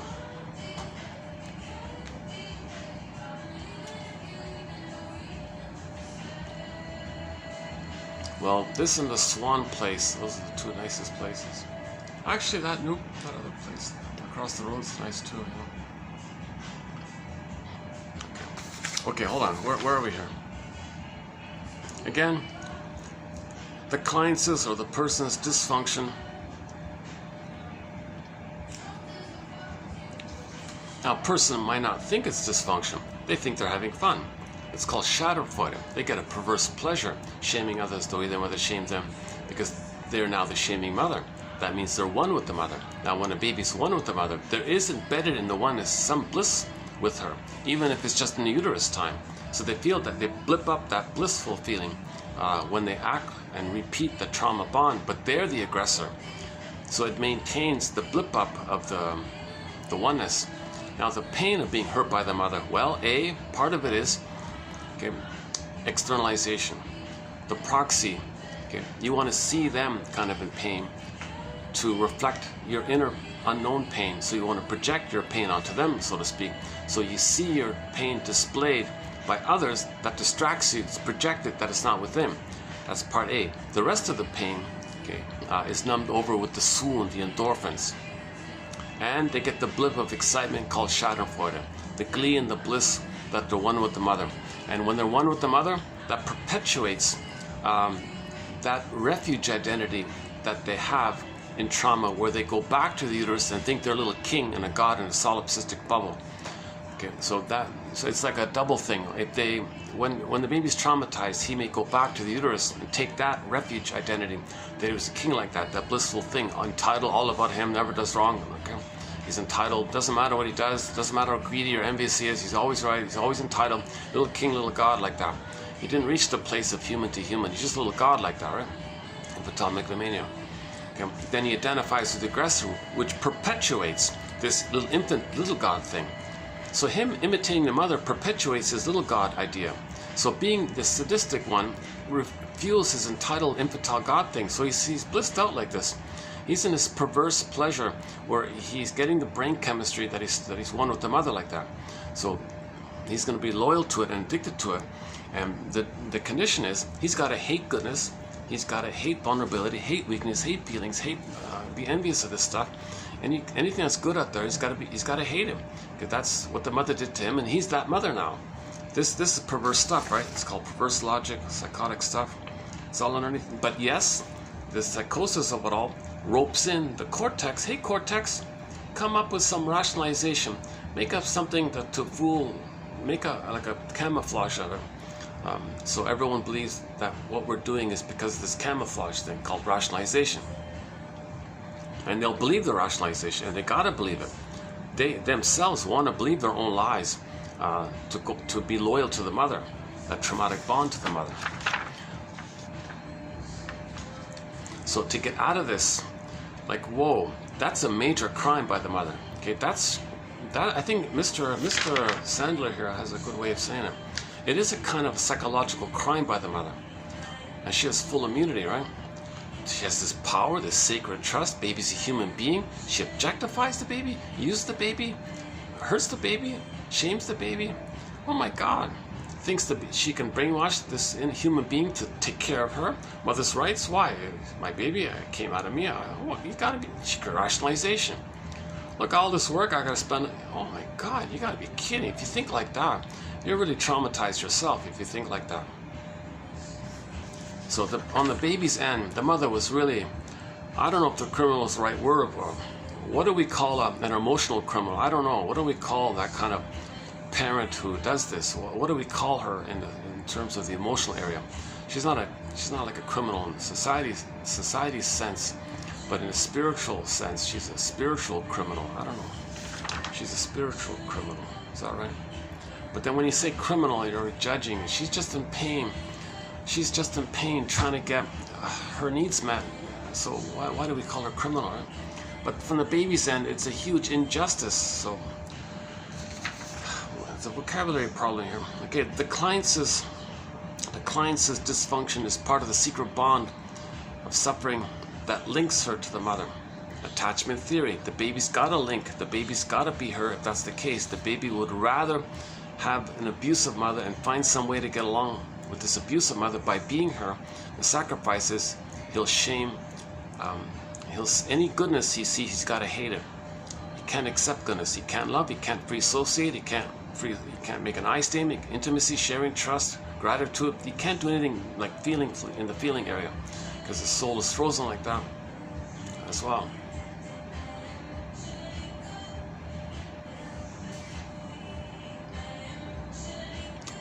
So the baby does this rather than have no mother at all and be a goner. No baby would make it on their own. Oh yeah, hang on. Where's that one about the mammal one? Yeah, for a young mammal, loss of the attachment means death, right? So when we think about the child's adaptation to a flawed attachment, we must realize that from her or his vantage point, they took certain actions to survive. And it goes on. Okay, that's the beginning of 86, yeah. Also by Sandler. So he had to adapt. He had to adapt. How does he adapt? Mother hurts him, he's in pain. His instinct is to turn to the mother for soothing. But wait a minute. She's the one that caused the pain. What a double bind. He can't go anywhere else. He'd be a goner. He's got to get soothed, but she's hurting him. So he may detach his soul, avoid an attachment style, quote unquote deactivate his emotions. That's called emotional coma. So the image is Snow White in a box, exiled. Okay, Rapunzel in the tower, Snow White in the coffin, etc. Miss Core on the field gets pulled down. Iron John's locked up in the forest. Okay, so your beingness and your feelings, golden ball, beingness, feelings, these elements, our beingness and our positive feelings, the golden ball, they're not going to be a part of the person. They'll be exiled deep in the unconscious, up a tunnel, down a cavern where the light has never shone. It's far away, and sometimes it morphs, sometimes it's frozen, sometimes it petrifies, turns to stone, becomes wooden, sometimes it morphs into an animal and runs away, or it can take hundreds, thousands of variations on a theme like this. So that's called athimoalexia. No feelings for your words. Alexithymia. No words for your feelings because there's no feelings for your words. It's total dilemma. So the child, that's how he adapts. Okay, he exiles the soul becomes a statue. Echo, the soul, echo becomes a statue. Faithful John becomes a statue. Okay, or petrified, Velveteen Rabbit. So we talked about that yesterday a little bit. Okay, again, the client's dysfunction is part of the secret bond. That's the deal he made, right? So this dysfunction, that's how we adapted, that's how we coped, that's how we try to figure out a way to have a mother. He'll be her, forget about himself, and out of the pain of that, he'll do all these defensive tricks. He'll imitate her, think others are the mother, he'll fight with others thinking that's the mother, or he'll treat others badly to say, look world, look at what my mother did to me. I'm showing you by my behavior. That's what she did to me. So he thinks he's embarrassing her by showing her up, by telling the world, thinking there's some invisible judge and the jury in the sky that's going to fix things or something. He's got this stubborn kind of, where's the justice here? So he's telling the world, look at what my mother did to me. So when someone's negative like that, they're saying, look world, where did I learn this? I learned this from somewhere. Come on, figure it out, people. Who is he talking to? Some invisible jury in the sky. That's the quote from last week. So he's in the stubborn. He's in the stubborn place of how does he get validation or forgiveness or resolution? How does he get some kind of cleaning? Like how does he heal this wound? It leads to a real wound. How does he heal this? So the client's dysfunction is now going to be loyalty to the mother. This is bond to her. So whatever that is, including, he gave the example of depression. I don't use that one too much, but so if the client's depressed, let's say, well, that's proof. That's proof of the wrongdoing committed by the parents. So anybody who's dysfunctional, that's proof of the wrongdoing by the parents, basically. Yeah, we can quibble about other factors a little bit, but by and large, psychologically speaking, if any person is dysfunctional, that's proof that the mother failed. Okay. Now, when we say that, she failed because she had been failed. She fails her child to communicate that she had been failed. She's doing the same thing. She's telling the world what happened to her. Look, world, look how I treat my own baby. That's how my mother treated me. This is called the transmission of intergenerational traumas going on like this. Okay. So that's why we need to stop the presses, you know, kind of thing. Reflect, heal the man, look in the mirror. And, that's what all this, that's what self-reflection is about. Talking Cure's about. Narrative medicine, okay, inner child movement, okay, self-reparenting movement, okay, self-help movement, psychoanalytic movement, okay, narrative medicine, whatever you want to call it, verbal therapy movement, Talking Cure therapy movement, mental hygiene movement, any kind of orientation or attitude where people are trying to make us conscious of ourselves. We have it built in that if we're wounded, we can heal because we have a consciousness. So that's what this is about. We have a consciousness so that we can be aware that we're a traumatized version of ourselves. A good quick clue, I think a good quick clue is that when your friend tells you something and you don't validate what they say, you use these stamping down cliches. Oh, get over it, what's wrong with you, past is past, oh, forget it, come on, life is short, here for a good time, play that up, here for a good time, short time, life's, come on, just here for a short time, relax, put it away. That's magical. Okay, you're not validating their feelings there. You're trying to stamp it down because it's coming up. The person saying it feels triggered. They've identified the aggressor and they never got their feelings validated, so they can't validate your feeling. I think that's a very quick clue. One quick clue of this, that we're homotraumicus, that we're not validating each other's feelings. on a second. Let me make an adjustment here. So.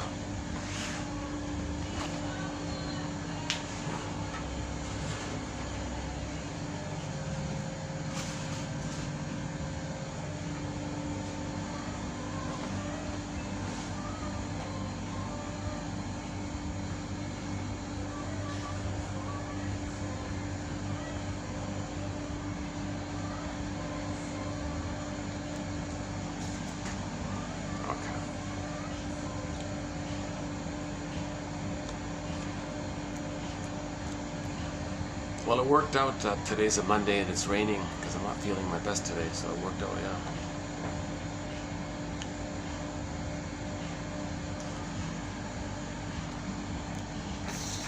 Yeah, I'm not fully, I don't feel like fully present here. Hopefully this video is not too, luckily the background conditions here are good, right? It's quiet, so maybe it compensates like that. So hopefully this video is not too bad, this part 2 here.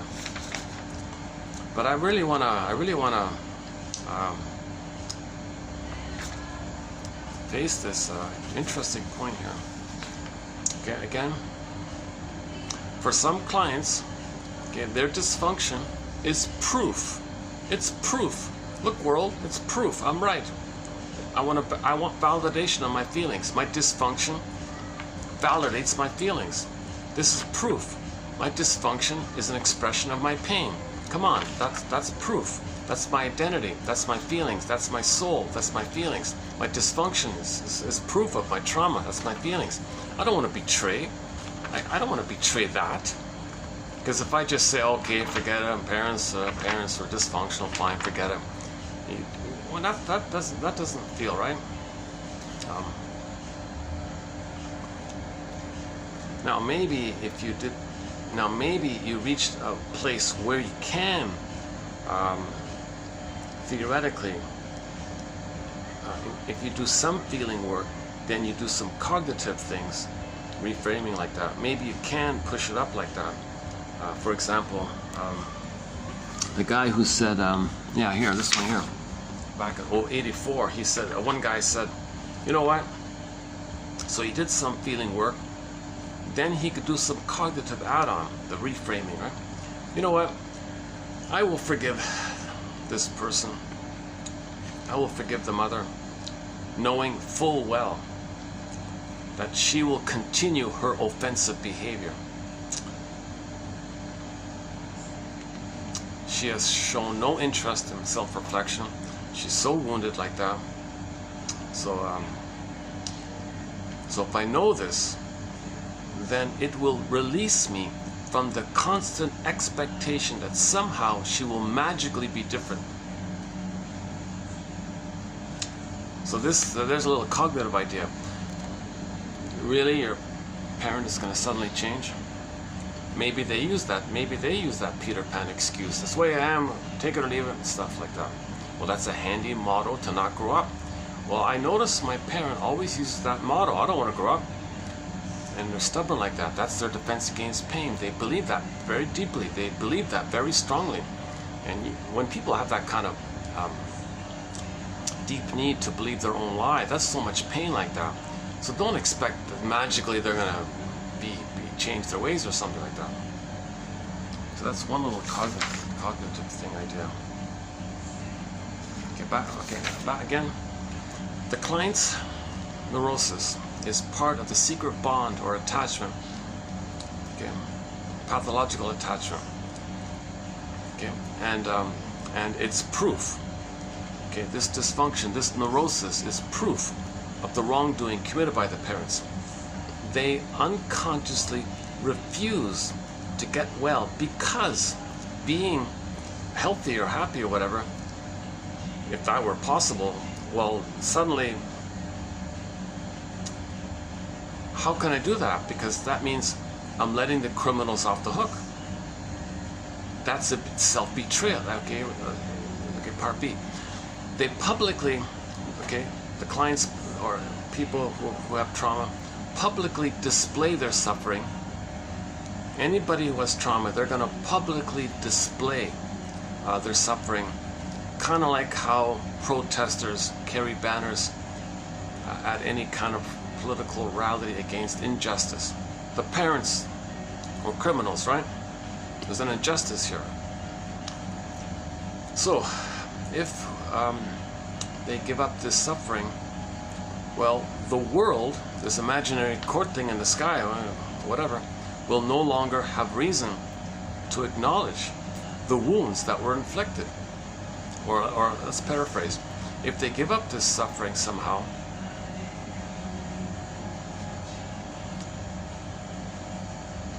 it's a self-betrayal. It's a self-betrayal. Back cross over to the self-betrayal one. Yeah, cross over to here. 84, first one, 84. It feels like they're betraying themselves, denying forever the voice of the child inside them that weeps and waits for recognition and validation.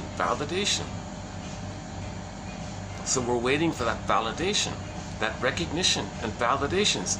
Mothers are meant to recognize and validate the baby's needs. It is only in working through all the complicated issues that are inevitably encountered on the road toward forgiveness that these wounds can be explored and dealt with, re-understood in the light of today, because you're an adult now, right? You can be a detective now, because as an adult you can be a detective. So that's the light of today with the detective skills. So this is helping you to be a detective. This is a lasso of truth for the detective. The detective needs a lasso of truth, right? And reintegrate it into the self.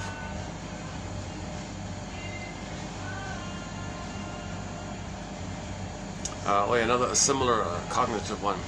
We have all had bad things happen to us. When we can see them as mistakes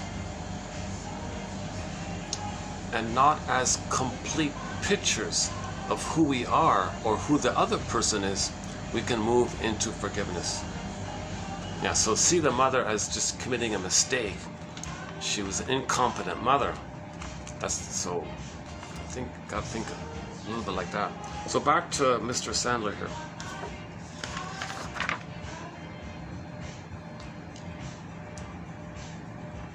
If they give up their suffering, the world will no longer have reason to acknowledge the wounds that were inflicted. Clients may stubbornly cling to their symptoms and resist getting well. While it is true that everyone wants to heal and all this, we must never drop our vigilance in looking for the resistant part of the client that fights to maintain their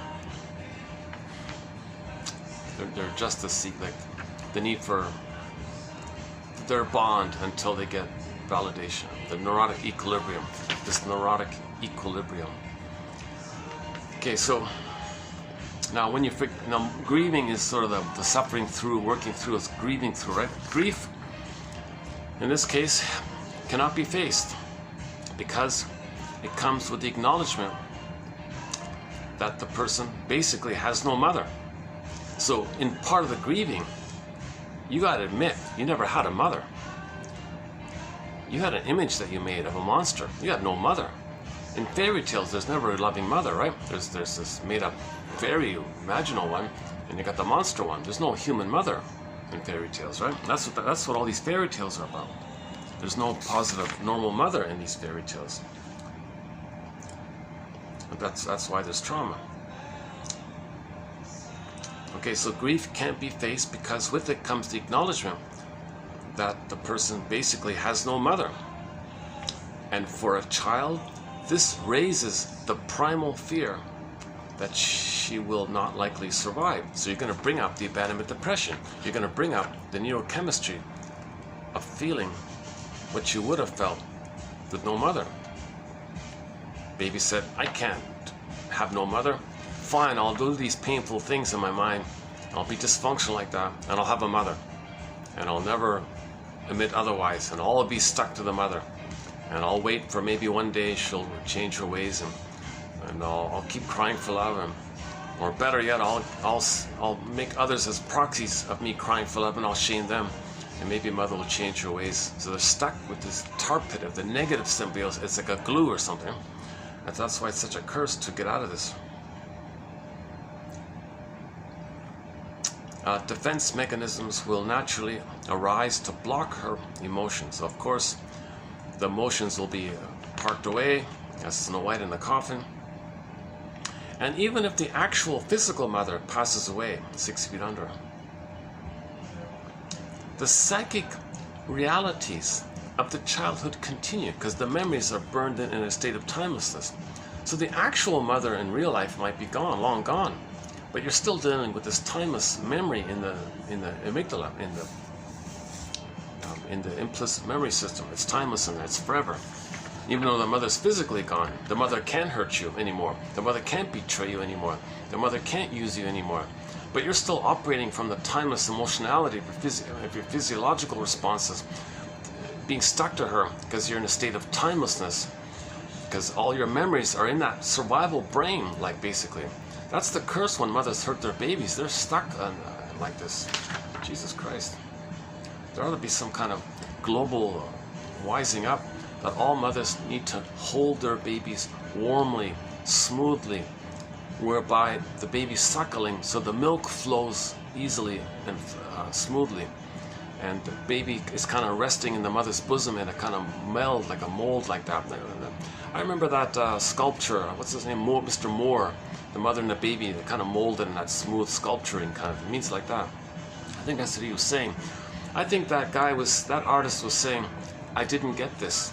My mother never held me smoothly and warmly, because his sculptures have like a curvy mother and a curvy baby, and it looks kind of blended in. I never got that. Here's this, I wanted this. World, help. I never got that. That's what I wanted. This artwork is me telling you what I didn't get. So the jargon for this is positive magic gesture. It's not hurting. It's like it's a magic gesture, but it's not. You're not hurting others. So it's just a benign magic gesture, maybe. As distinct from negative magic gesture, when you're hurting others. Look what my mother did to me. That's a negative magic. There's no invisible court system in the sky that's going to correct all this stuff. It doesn't work like that.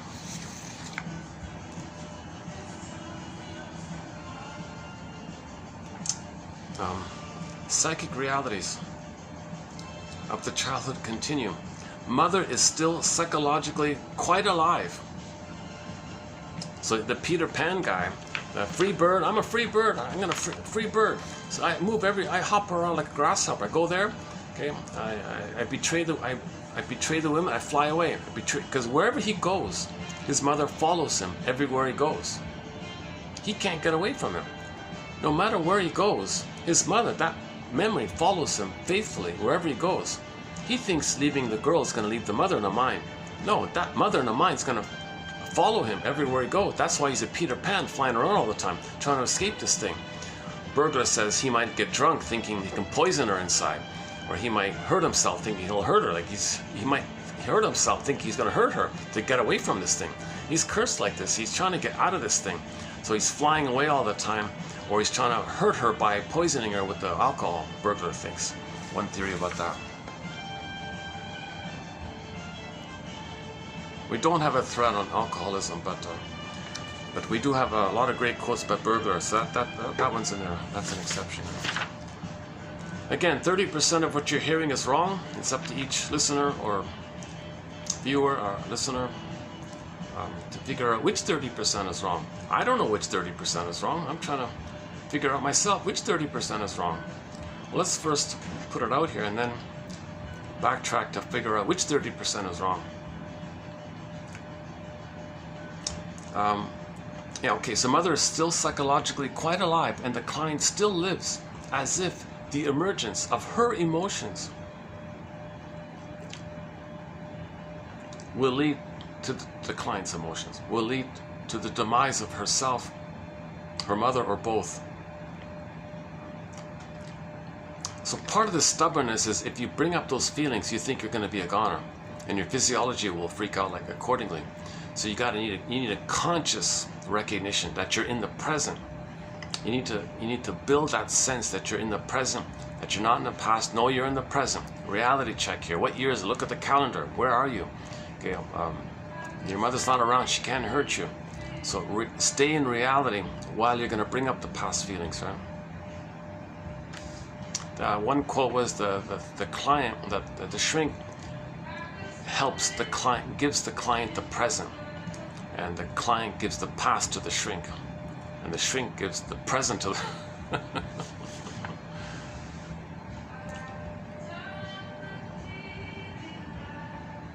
In other words, there are memories of childhood that seem to persist intact, untouched by years of subsequent life events. Quote, they suffer from reminiscences, unquote. The triggers for defense mechanisms will then include anything in the current environment that symbolizes or catalyzes or activates these negative memories. So some little thing in the present can remind you of all that, and then it comes up again. That's the triggering effect, right?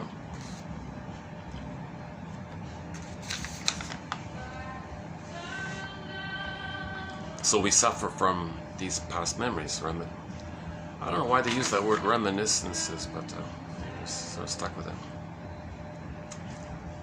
Okay, the triggers for defense mechanisms will then include anything in the current environment that activates these negative memories.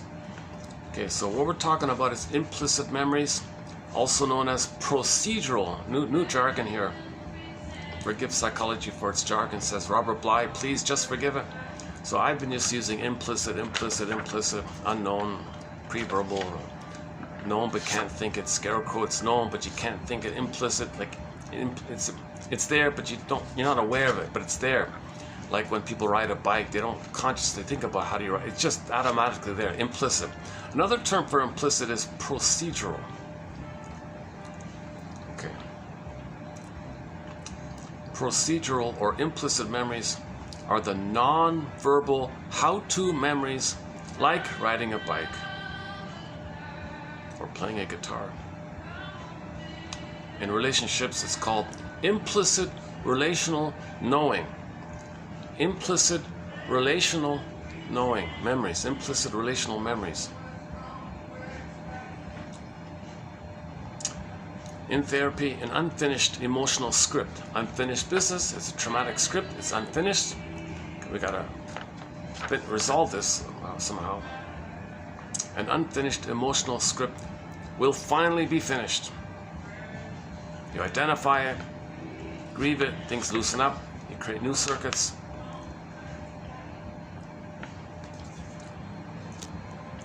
She has a new appraisal of her memories, finally.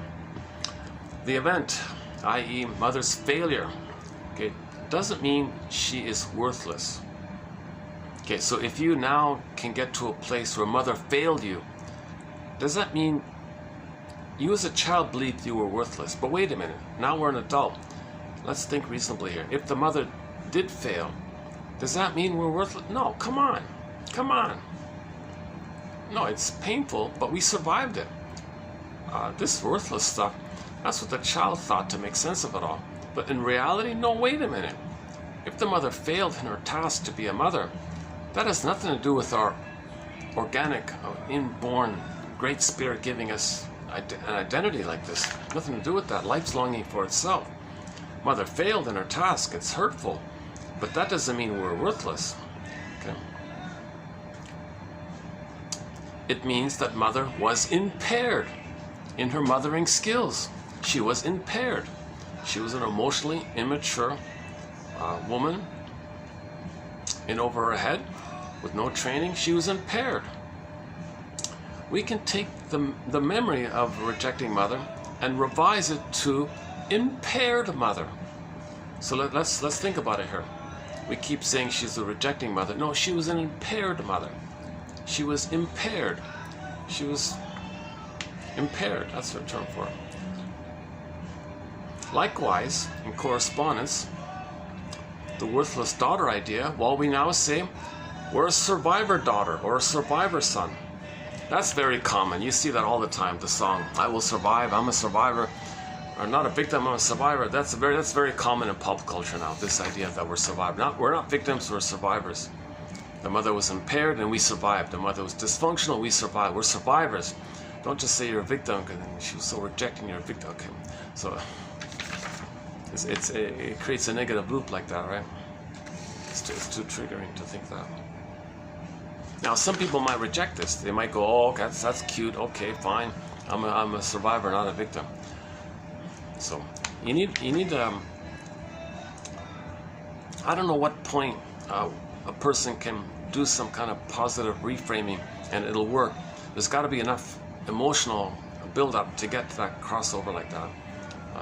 Just to do only CBT without any kind of emotional recognition, that's usually not going to work, right? We have to remember with feeling. Without that feeling, these nice reframes usually don't work, right? Although I would still use them anyways. I would still use these positive reframes anyways, but not to the point where you deny the truth. Like, don't use it as a repression. Like, don't use positive reframes like this to deny. Oh, get over it, get over it. Your mother was impaired. She wasn't rejecting. So there's like a half there, yeah? Is that being said, or is that going to be used in the same way, like get over it? Or can you feel some truth? Have your emotions be included and not rejected when you say that. From this new version of the memory, the client can experience different emotions and new behaviors. Okay, so if you get to that place, the mother was impaired. She was impaired. She was traumatized. And you as her child managed to survive it somehow. Well, from this attitude, you might feel better and behave better. Okay, let's pick up on that point later on.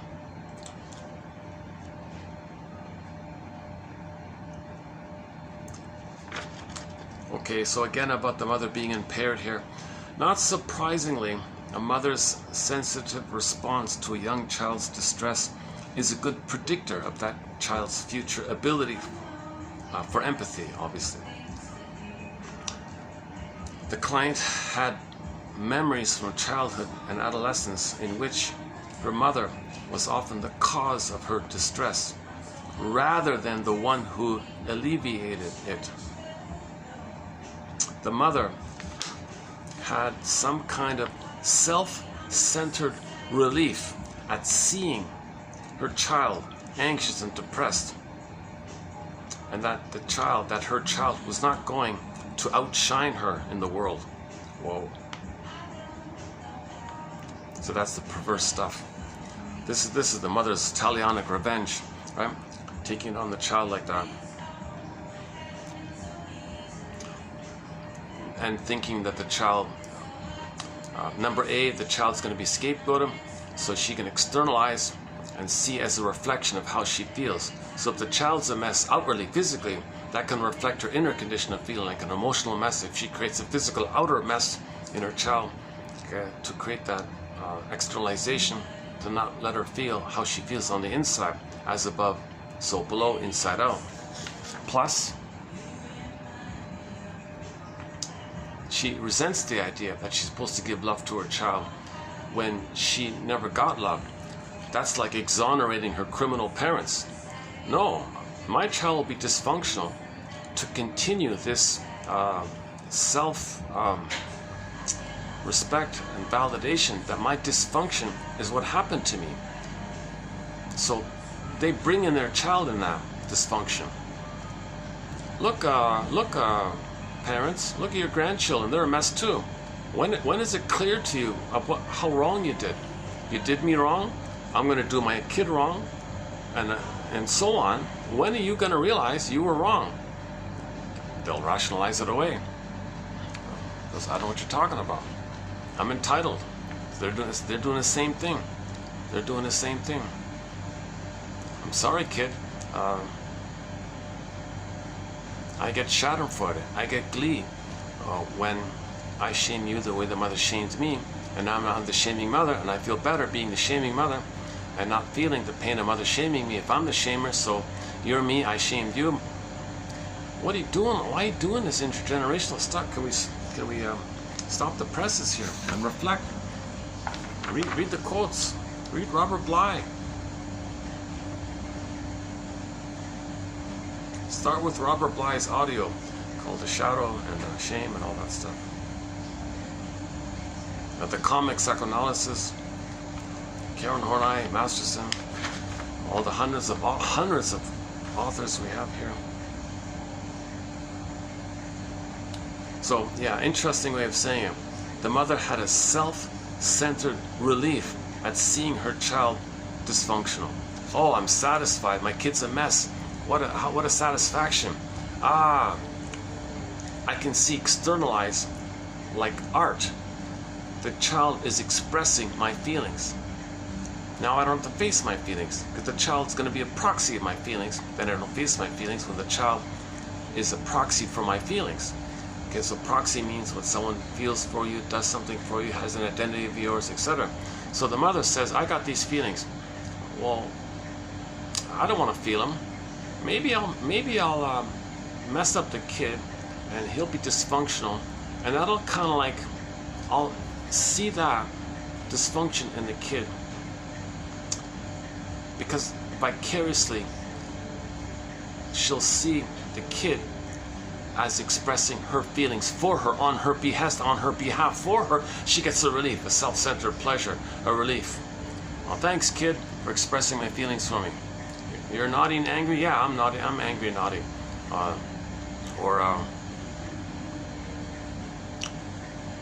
You're not successful? Yeah, I'm not successful either.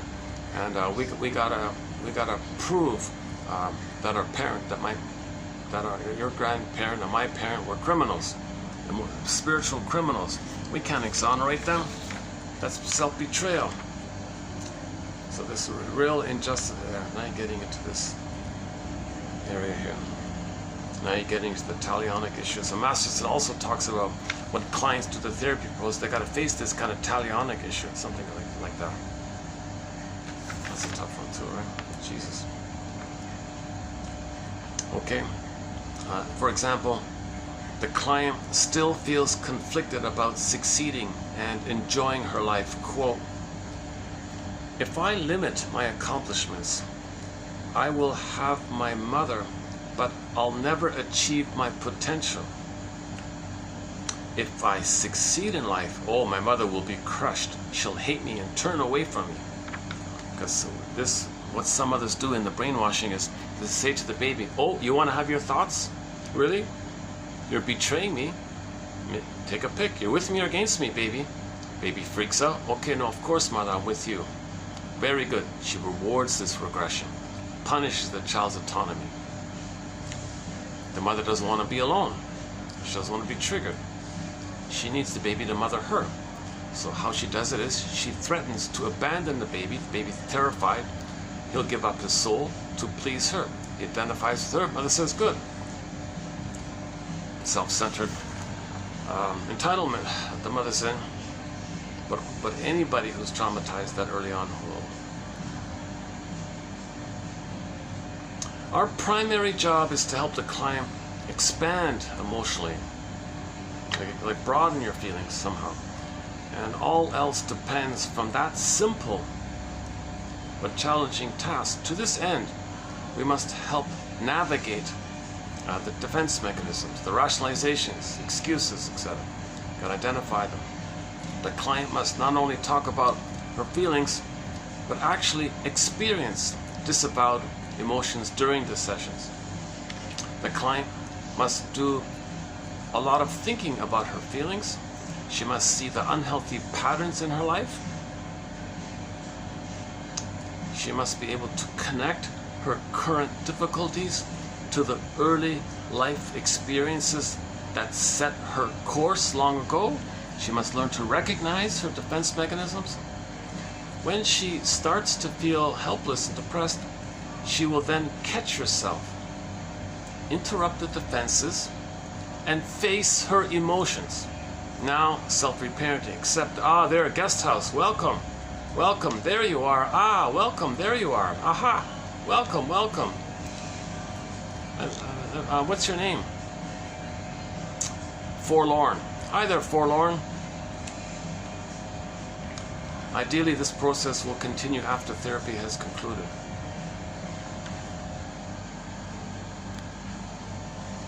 Triggers are unresolved feelings. Triggers are unresolved feelings. Go now, cross over to Susan Campbell's self-help book, From Trigger to Tranquility. She's got a very good little self-help exercise called How to Make an I Statement. So, an abridged version of it is in our collection here, 2360. It's called the Unilateral Repair Statement. Something triggered you, brought up an old fear. Name that old childhood fear, the need that was there that wasn't met, and how you felt, so on. Okay, that's a preview. Yeah, that's a preview. What I just did was a preview. Can you believe it?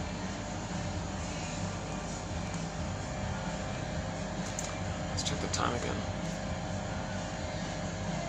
5:22.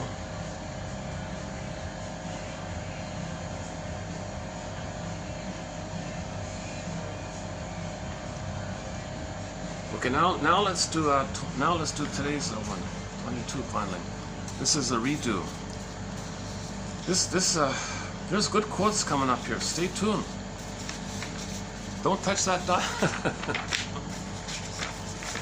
Okay, now we'll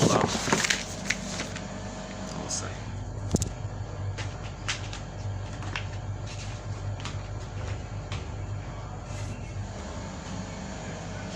Let me just take like a little 1 minute stretch here. We'll come back. One second.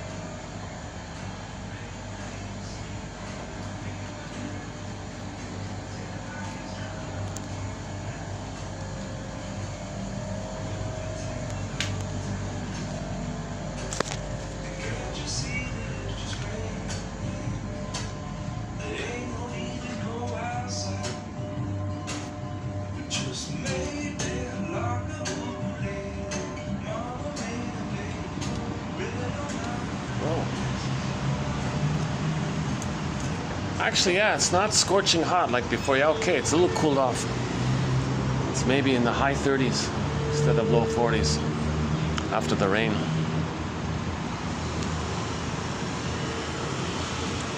Oh yeah, we've got a song called Rain on our soundtrack. Anne Murray's cover of Jose Feliciano's song called Rain. Anne Murray does a very good cover of that song from her album called Honey, Wheat and Laughter. Listen to the falling rain. Songs we're together, who cares about the weather?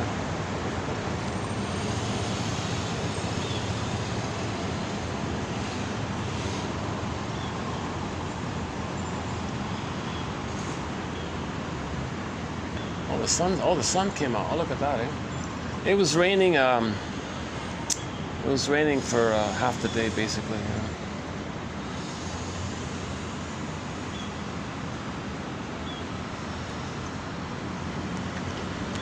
Yeah. They're calling them like these flash rains, like these sudden sort of strong rains that come and go kind of thing. Like basically showers. But not like a normal shower. It's like an intense shower. Once in a while, yeah.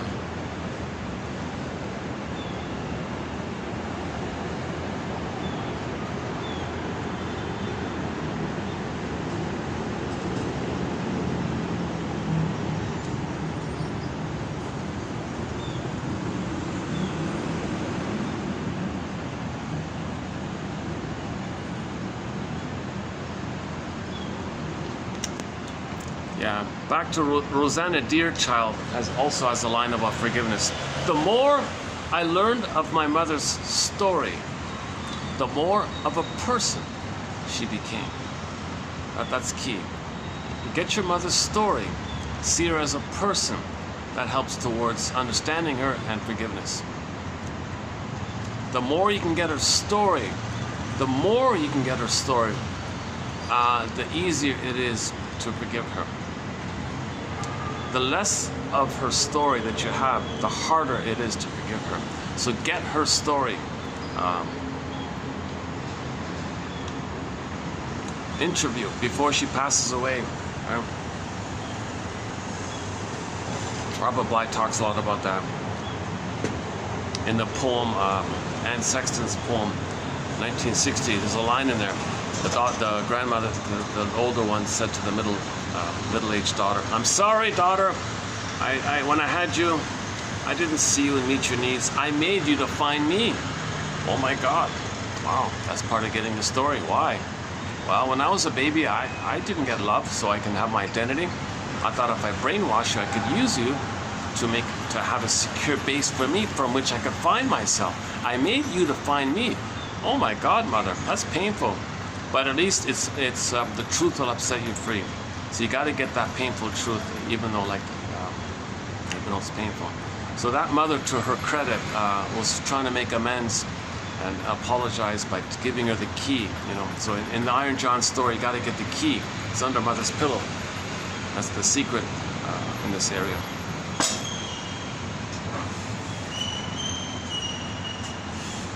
Find out your parents' first 3 earliest memories. Like, you get to know them a little bit like that. Maybe the birth order issue. Were either of your parents scapegoated in their family system? Right? Was one of them an only child? A lot of pressure like that. Is their humor kind of negative and sarcastic? That's a clue that they're in the stinger mode, the stinger personality mode. If their philosophies are all jungle slogans and they're cynical and negative like that, that's trauma before 18 months. So you don't expect, like that guy, like that quote earlier, don't expect they're going to change if they're in the stinger mode, like before 18 months. They themselves got to reach a place where they want to get out of that. Anything you say, they just feed it in and loop it around.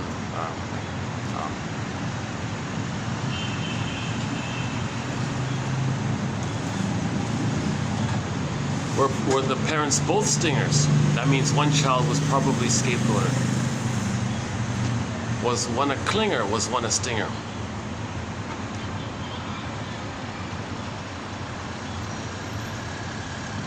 And look at all their dysfunctional habits. Did one of them drink or smoke or that kind of stuff? You know, get as much information as you can. It helps you to understand them. Their pain. They're human beings in pain. They're impaired. They were in over their head. Didn't know what they were doing. One mother said, "Sorry, baby. When I had you, I didn't want to feed you. I gave you the powder stuff." Why? Well, I noticed at the office all the guys were goo goo gaga, and I had power over them. I enjoyed that power over them, and I transferred my frustrating mother onto the fellows at the office, and now I can control my mother by controlling those fellows. I was too wrapped up in this, so I didn't want to feed you because I wanted to use that power, seduction as power over the guys at the office. Oh man, that's awful. So you didn't even feed me. No, I gave you the powder stuff. You survived, don't complain. No, but come on, the powder stuff, that's a betrayal, that's a failure, because there's no nerves in the rubber nipple. There's no line of communication between us. There was no attunement there. You couldn't understand me. We didn't have any kind of rhythm of safety like that. I wasn't recognized by you. I wasn't attuned with you. I was missing all that. I don't just need food to survive. I need like a relationship with you to emotionally survive. Oh, sorry. Okay, well, yeah, well, I just let you. So, yeah, I feel badly. I didn't know about that. So get your parents' story. Why did the mother fail? Why didn't the mother love the baby? You go to TQ 2822, Lucy Freeman's quote there. Is that right? Yeah, Freeman, yeah. Why her shrink said to her, why didn't my mother love me, quote unquote? The greatest hurt of all. The most important why question, that's at the core root of the issue. Why didn't my mother love me? Find that out. Talk about it. Free associate. What does that question suggest to you? Well, yeah, coming up, there's a quote also by Mr. Sandler. Yeah, okay, I'll save it. I'll wait for that. So again, that Bruce Springsteen clip, I recommend that Bruce Springsteen clip, Independence Day, Toronto. And as mentioned before, you don't see anything, it's dark. It begins, the audio begins with Springsteen saying, fathers and sons. Fathers and sons! That one. He also does a partial intro in Oslo, I think. But the one in Toronto is good, yeah. Steve Perry's solo concert, Toronto in 1994, was pretty good, yeah.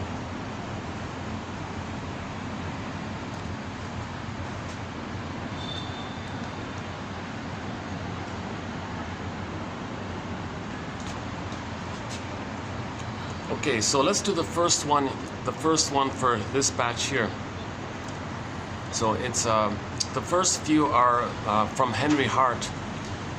He compiled like his own notes about psychoanalysis and created this massive sort of notes, like a notebook, like a 4-volume massive notebook. And I didn't know it existed. It almost never got published. Before he passed away, he published a few limited copies, went to the libraries.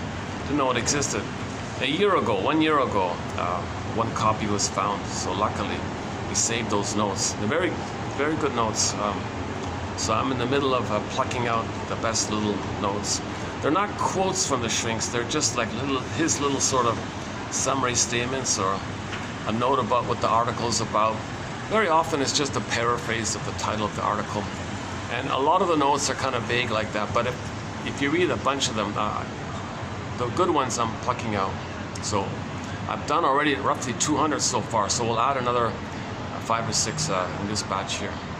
So the first one from Henry Hart is him quoting from E Bergler, one of our mentors.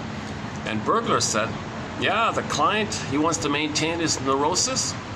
He wants to explain away his pain. Do not face the pain, just create excuses that his pain is caused by something else, not the real thing. And he still wants to materialize his unconscious wishes. Look at that, that's how stubborn it is, right? He wants to stay loyal to the traumatic mother. Okay, not face it. Okay, explain away the pain, meaning confess. Think that the rationalization makes him unaware of the real issue. So he maintains that trauma bond and wants to materialize the actual loving mother. So that's neurotic. There is time. Nothing symbolic of mother in the present can take you back in the time machine and be the actual mother. That's the neurotic. He wants to maintain his trauma bond, be unaware of it. If it's brought to his attention, explain it away. No, whatever, something else. And seek to materialize. Okay, he has the unconscious hope for the fulfillment of old unfulfilled needs. So materially, he's searching for ice cream and cookies and emotional food, comfort foods. He's not physically hungry. He's looking for mother's sweetness.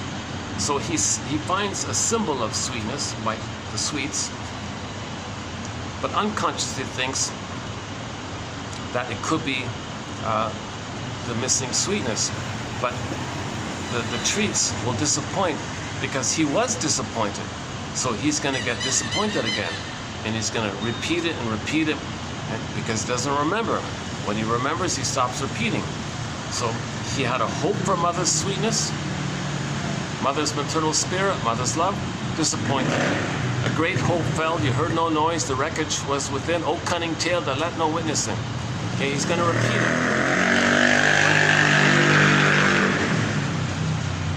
When there's trauma, so that kid, that little, like a young kid, like a teenager or something, you know, maybe the anger, the broken muffler might be like anger. I'm gonna express my anger like that. So the sound he's making, maybe he's discharging his anger or saying I'm angry, or I'm important, look at me, or he's a Peter Pan, I gotta go, I'm a free bird.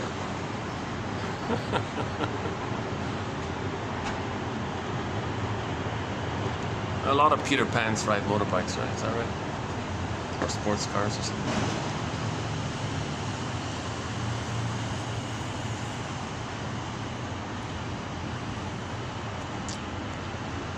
So the memory is looped in the survival brain, and the energy's there. That means in the present, we just use the present as a staging, a symbolic mirage, where we transfer the past to the present and see the present as a new edition of the past, the replay of the past, the reenactment of the past, a new redo of the, like a new, still the past, the present still the past. Or the present, we call it the presenting past. We present the past to the present is the presenting past. Or we transfer the past to the present and act it out like actors on a stage, like a staging thing. So the loop is, he cried for love, mother said no. Mother, I need your sweetness, no. Okay, present. So in the present, okay, he's gonna loop it around. He was disappointed. He had a hope for it, he was disappointed. Okay, reach for the cookies, there's sweetness, disappointed. Doesn't remember. Oh, another teenager. Oh no, different.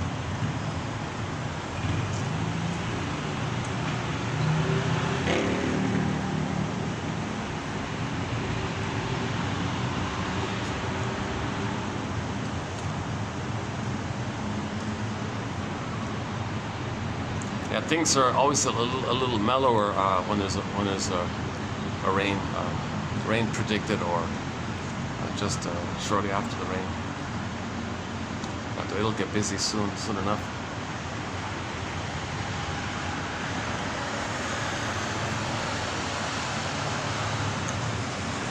So how does he repeat that? How does he look for mother's sweetness and get disappointed again? Well, in the present, find something that's symbolic of it, anything. Well, sweets, that's kind of like, you know, a food, and it's kind of sweet and sugary like that. Breast milk is a little bit sweet, I guess, they say. Has a sweet tone to it or something. So he'll reach for symbolic mother and be disappointed again. And he doesn't know it. He's not conscious of it. So he'll do it again. Not conscious, do it again. Now when he pauses, like Roger Gould says, when he pauses, wait a minute, what am I really hungry for? Wait a minute. Does this mean that I wasn't comforted and I didn't get mother's sweetness in the past? Is that what this is about? Am I doing this to know that past? Am I repeating so I can know the past? Okay, so I didn't get mother's sweetness, I didn't get her comfort, I didn't get her spirit, I didn't get that stuff.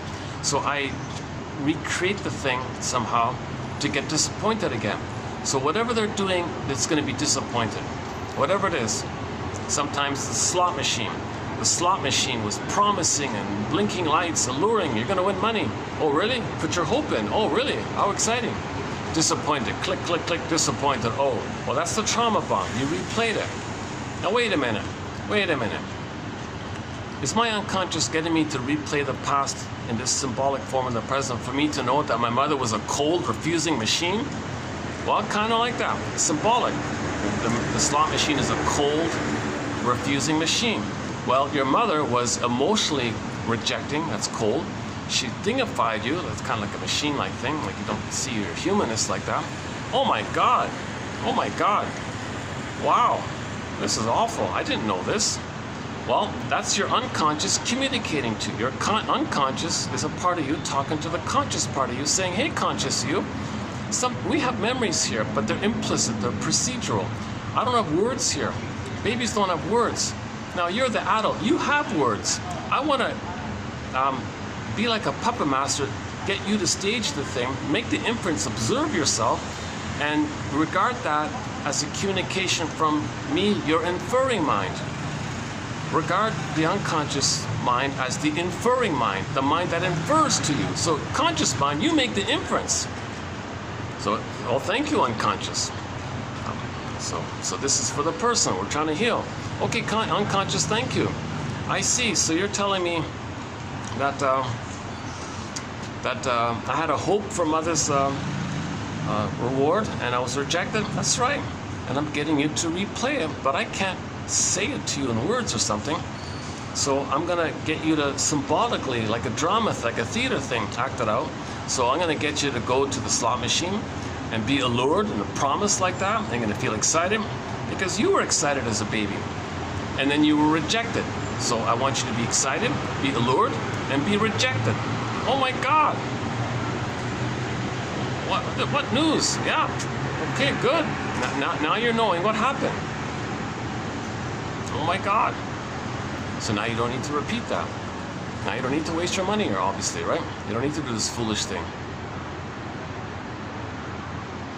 Now the people behind the scenes, fooling people like this, they're saying, well, of course I'm entitled to fool people because I was fooled. My mother fooled me, I can fool others. So the people behind him are just feel entitled to fool people because that's their trauma bond to the fooling mother who fooled them. So we're homo-traumicus, we're homo-neuroticus, or homo-dysfunctionalicus.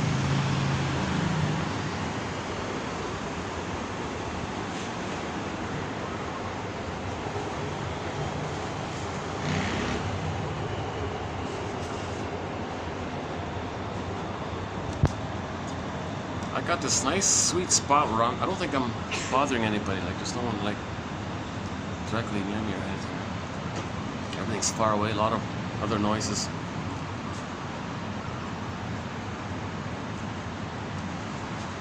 No way people inside the building's gonna hear me, or no way, yeah, for sure. So we're good, right? Okay. Okay, so that's the, you know, same thing with the alcohol, right? The alcohol was spirits, well, symbol for mother's spirit. Stimulating fluid. Well, alcohol is a stimulating fluid. Okay, Bergler calls it jocose, morose, bellicose, comatose. That replays the scene in the beginning, in the nursery. Baby was jocose, happy, jovial, like so excited. Oh, mother's gonna there. Oh my God, how exciting. I'm gonna be one with the mother. I'm gonna have this blissful jocose. Morose, disappointed. Oh my God. If you fail, how sad. It's very sad. Okay, and then bellicose, angry. I'm sad and angry. Oh my God. Can't even be sad. Now I'm angry. I was sad, but I can't do that. Now he's angry. And then because of the pain of it all, the brain sent him endorphins called a swoon. And now he's in this like numbing kind of thing. So how does he replay that sequence in the present? Well, run to the wine store. You're autocratic, go do it yourself. You're all, that's jocose, you're excited, dopamine for the chase. You think you're gonna get mother's sweetness. And for a moment, the concentrated sugar tricks your brain to send you serotonin because the brain thinks you got a lot of food and you feel safe, so you feel a little better like that for the moment. Oh, wait a minute. That's not a loving memory with my mother in a nursery. This is just some trick thing with the sugar thing. Oh, I'm sad, morose, bellicose, angry. So you might say all these things. And Bergler says in the morning he gets a hangover. That's the comatose. That's the endorphins numbing you like a comatose kind of thing. So I didn't know this, but he said that in the drinking community or something, if the pattern is jocose, morose, bellicose, like he's angry, saying all these things. And if he's in a bar, he's throwing things, he's all bellicose. And then, oh, hangover. That repeats the sequence. He's in a repetition compulsion. He's in an infinite loop, a seared-in neural loop in the survival brain. He's doing it in the survival where he has to cry for love, but he got disappointed, so he replays it thinking he's going to get that love. So he wants to maintain his dysfunction and still hope for the actual positive experience. He wants to materialize the good breast back in the nursery. He's neurotic. There's no time machines, no morphing machines. He can't go back in the past. So that's the first quote by Bergler, as paraphrased by Hart. Yeah, let's go back inside and finish him up. It's going to get dark here pretty soon anyways. 5:46, so we've got a good half an hour. All right.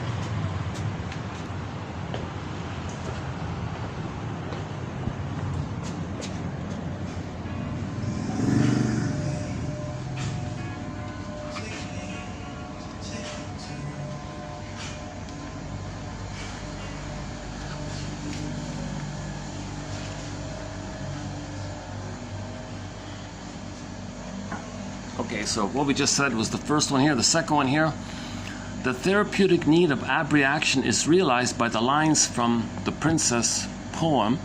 And in that poem called The Princess, there's a line in there that says, she must weep or she'll die. Okay, again, the therapeutic need of abreaction, okay, is vividly explained in that line. She must weep, meaning abreact. Feel she had a loss, admit the loss and weep. If you don't weep, she'll have psychosomatic symptoms, and she'll die from some illness, basically. What brought analysis into existence, and what brings people to analysis, is that so large a share of what we do is dominated by the puppet master, psychological, the unconscious puppet master, the inferring mind, the repressed mind, the secret self, the second self, the double self, the shadow soul, the one who walks with me, who's not like me, who is me. Someone's living my life, I know nothing about him. This puppet master, this unconscious puppet, the iceberg, and we're not aware of it. That's why we need help. Help me to be aware of this. Okay, so keep separate what is current, namely the motivation in the present life situation, in the transference, what is in the childhood pattern of the past. Keep separate the motivations from the present and the past. So you may think you want something from your friend in the present, but if they remind you of the parent in the past, you transfer all that from the past to the present, and things get blurred up. So you got to parse out what's for the present, what's for the past. The strong emotions, that's for the past. The person in the present just triggered the past, basically. Unconscious fantasy, the cause of the transference, is the soil from which the client's actual motives spring.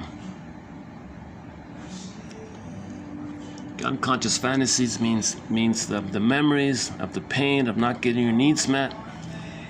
So you're going to transfer that relational problem in the present to create a new edition of the past, thinking you're still in the past, hoping for a better outcome.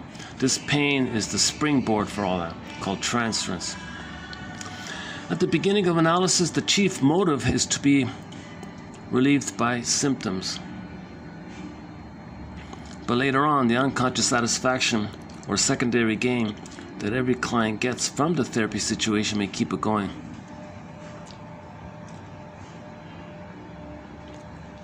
So some clients are so stubborn to get the therapist's attention and positive regard like that. So they want to say dysfunctional to kind of feed in like that. The shrink's got to interpret this. That's part of it.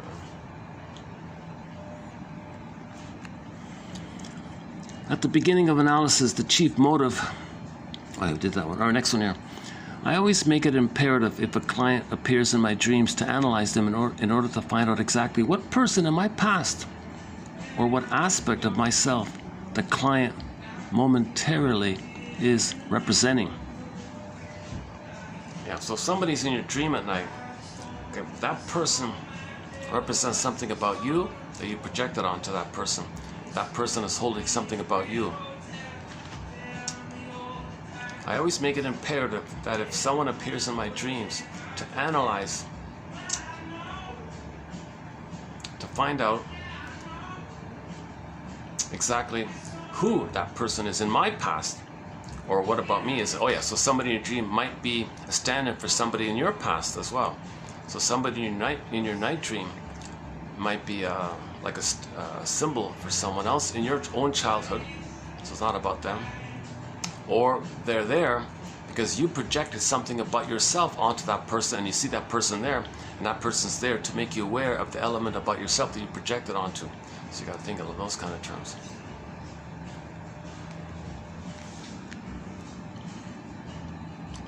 Oh, Siegfried. Oh, I just heard about this guy, Siegfried.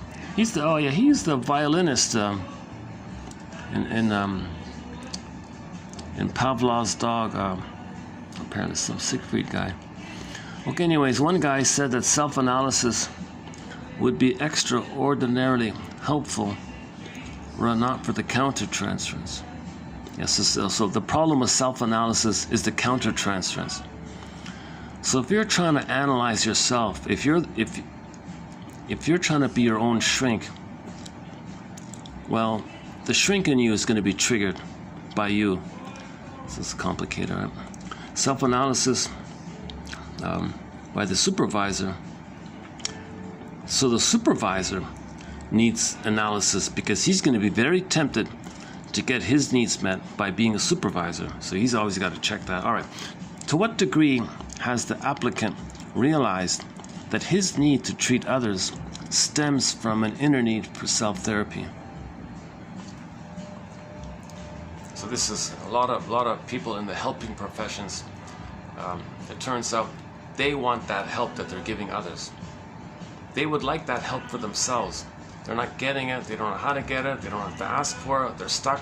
Well, as a positive magic gesture, they help others in that way to say, look, I want that kind of help for myself. Are they aware of it? To what degree has the applicant realized that his need to help others stems from an inner need for self-therapy? Maria Kramer, 59, has described the autoanalytic function as a spontaneous unconscious phenomenon directed toward the resolution of conflict on the basis of a complex process set in motion by the analysis itself. As long as the autoanalytic ego function continues, it contributes to further growth of the ego. But just reading about it's not enough. Okay, so this parallels how we may introject the shrink's analytic mind, so to speak, and we internalize that and we can analyze ourselves. Then you're good to go. Thanks, shrink, I'll take it from here. Just like when the baby internalizes mother soothing him and being present for him and accepting him, the baby records it in. Thanks, Ma, I'll take it from here. It's wired in, then he's free. Now maybe children don't get that, right? Go to the shrinker man. Well, analyze. Okay, I'll analyze. Teaches you how to fish. Oh, I can fish for myself. He's free to go, kind of thing. So she calls that the auto-analytic function, an automatic self-empathy process, an automatic process within you that analyzes yourself. Because the shrink was always analyzing you, giving you feedback, giving you validating comments, pointing out things that you're not aware of. That habit you picked up and you do it for yourself. Same kind of thing. Of course, it takes a while to internalize that. But anyways, that's the idea here. Oh, I've talked about this show so many times already. Oh, jeez.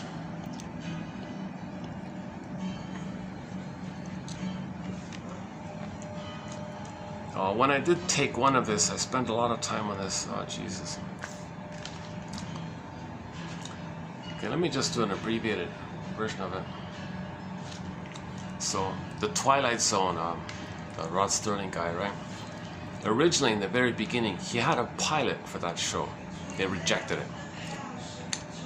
But Lucille Ball's husband said, oh, I like it. And he had a show going on in his studio. So he took it and published it. And that rejected pilot is now an episode of a TV show called Westinghouse Desilu Playhouse, season 1, episode 6, I think. An episode entitled The Time Element. The Time Element. So yeah, it's a good episode. It's about a shrink having a dream, and in his own dream,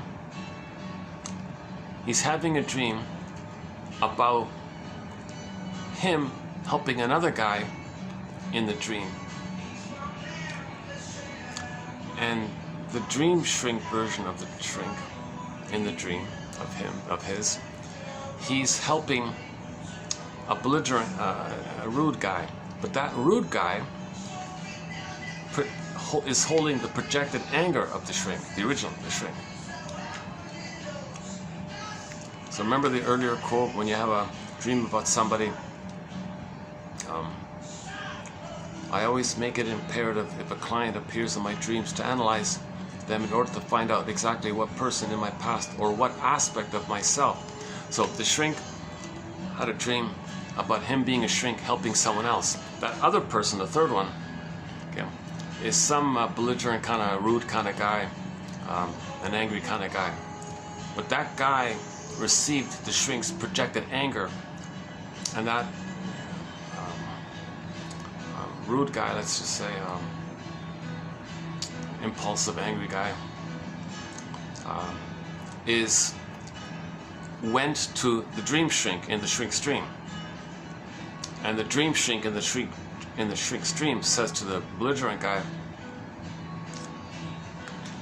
the following: dreams are usually significant to something deep-rooted in a man's subconscious.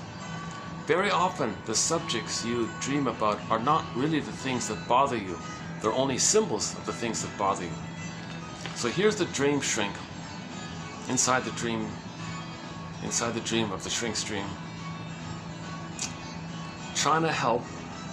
So the shrink is dreaming about himself trying to help someone. That third person, the belligerent guy in the dream, is reporting his dreams. Okay, here we go. So the belligerent guy is saying, help shrink. This is the dream shrink in the shrink's dream. The belligerent guy is saying, I have all these dreams, and what does it mean and all this? And then the dream shrink is, those are all symbols. Those are all symbols. So the belligerent guy is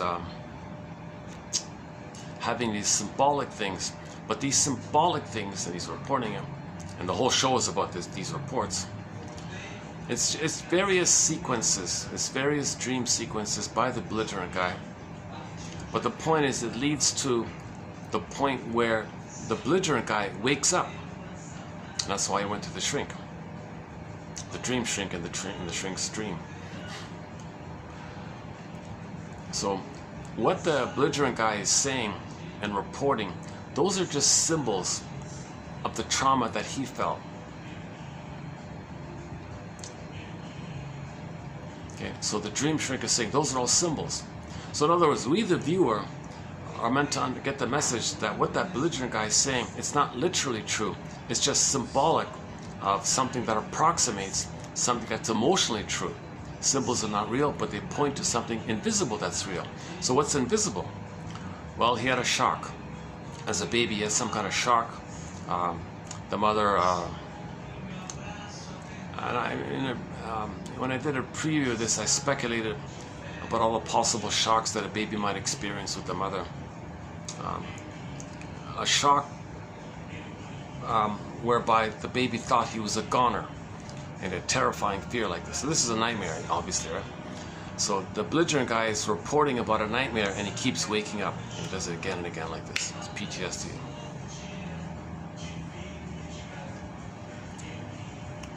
So in other words,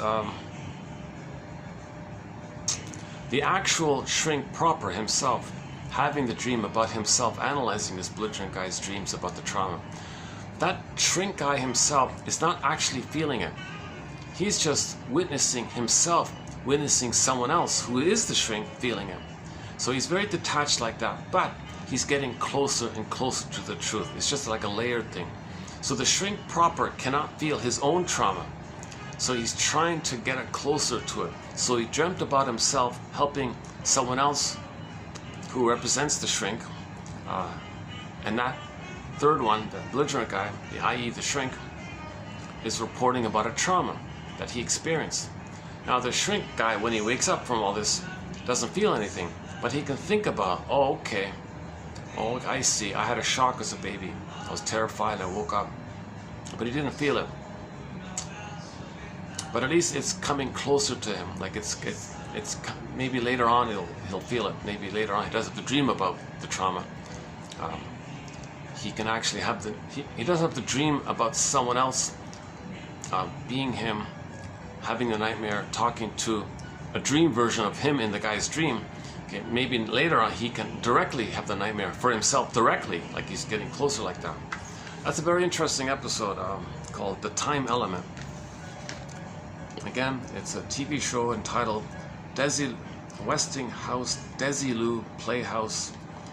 The episode is entitled The Time Element. And I just added a little follow-up here, The Time Element.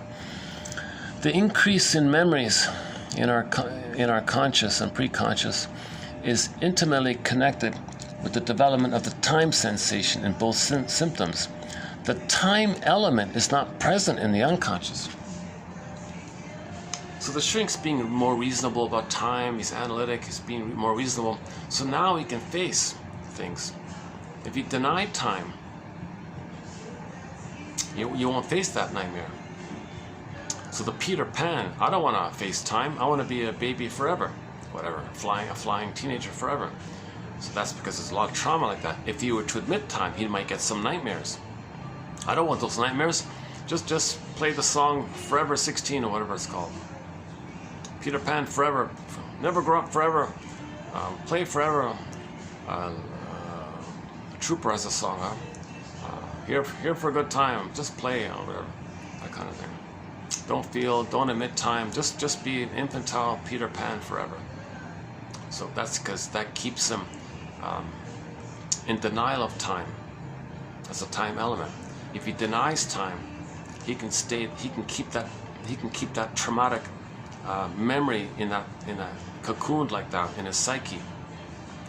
But the moment he admits time, now he's getting safer, he's getting stronger. Now he's building an ego, he's getting more reality. Then he's getting a nest, then the feelings can come in. But he's not doing that. He's denying time to keep that traumatic nightmare within.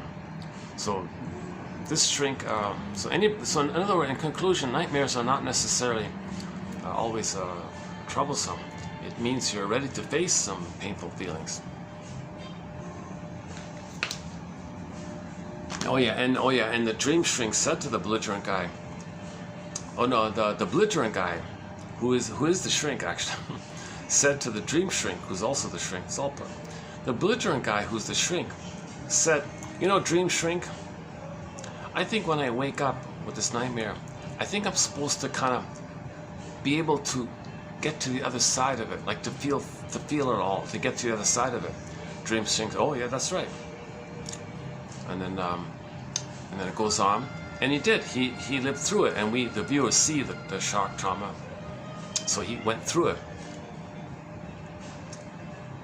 Now the shrink proper didn't live through it. He dreamt about living through it. He dreamt about living through it, but he didn't live through it himself. But he's aware that he dreamt that he lived through it. So he had a dream about a healing dream rather than having a healing dream, put it that way.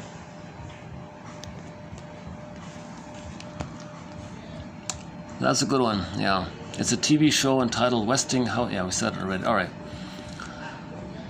Okay, connected to forcing people or scaring people to believe your lies.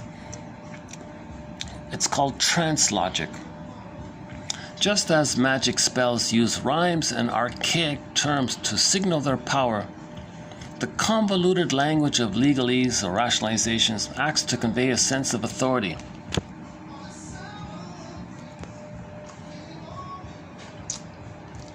So whenever there's confusing jargon, the trance is, oh, he's the authority, okay, he's right.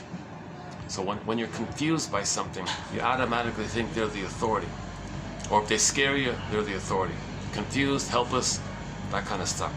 So you say to your friend, gee, why do you think they look pretty, I have no understanding why you think they're bad and dangerous, I don't get it. And they'll make up something, right? I still don't get it. Then they'll try to confuse you with conflicting things. The listener gives up and says, oh, well, that's one way.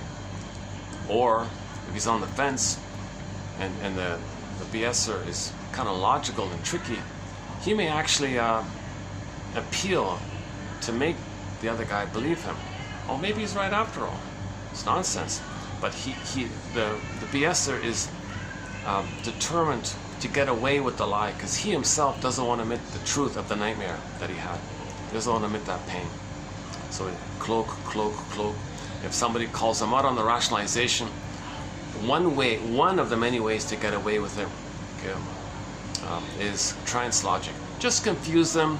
So glittering generalities, vague terms, legalese, vague, confusing terms. Okay, seems to work kind of in that area. Okay, yeah, maybe I'll pick up on that one next time here. Well, rationalization, yeah. So few rationalizers are aware of the fact that their reasons are simply devices for concealing the real sources of their problems, of their pain. They don't know that the thought is a means of both concealing and of revealing feelings, and that a conviction of the rationality of one's conduct may signify little more than a supreme ability at self-deception. A supreme ability at self-deception. Quote, no good rationalizer believes he's prejudiced. So he'll want to make the immoral sound reasonable. The semi-awareness of the real nature of the attitude being rationalized intensifies the solemnity with which the rationalization is formulated.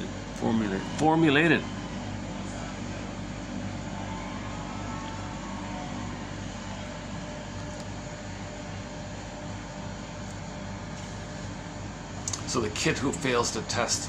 So one example from the rationalization quotes I recently completed. The kid failed the test and all this. So he was a little embarrassed about it. So, no, it was a dumb test, dumb questions, poorly worded, didn't make sense. That's why I failed. Come on, it's the test's fault. Okay. Rationalize, and he believed it. He needed to believe it. Wait a minute, but everyone else passed. Oh, you know what you're talking about. That I'm telling you, that test was badly worded. It was a silly test. Didn't make sense. That's what it was.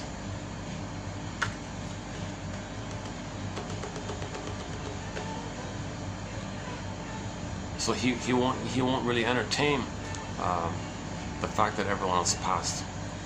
So how does he explain that away? Oh well, they're all dumb, so they understand the dumb questions. See, I'm the smart one. You'll find some way to twist it around.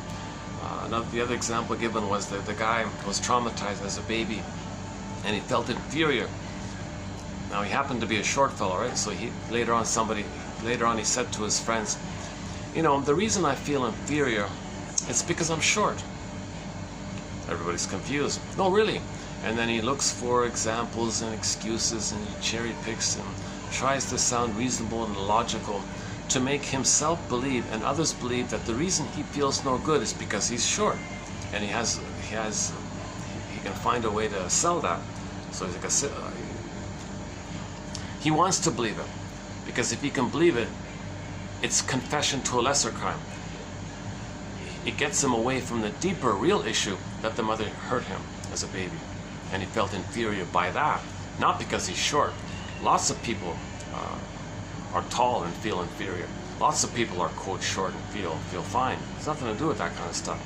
But he'll pick something like a red herring, like a straw man type of thing, a lesser, quote unquote, lesser crime, and believe that's the real issue, not the deeper issue. Again, he can't face the pain of the deeper issue, so he needs to believe the lie that functions as a cloak, a camouflage to repress the pain. But the pain created the camouflage, so you got this thing going on like this.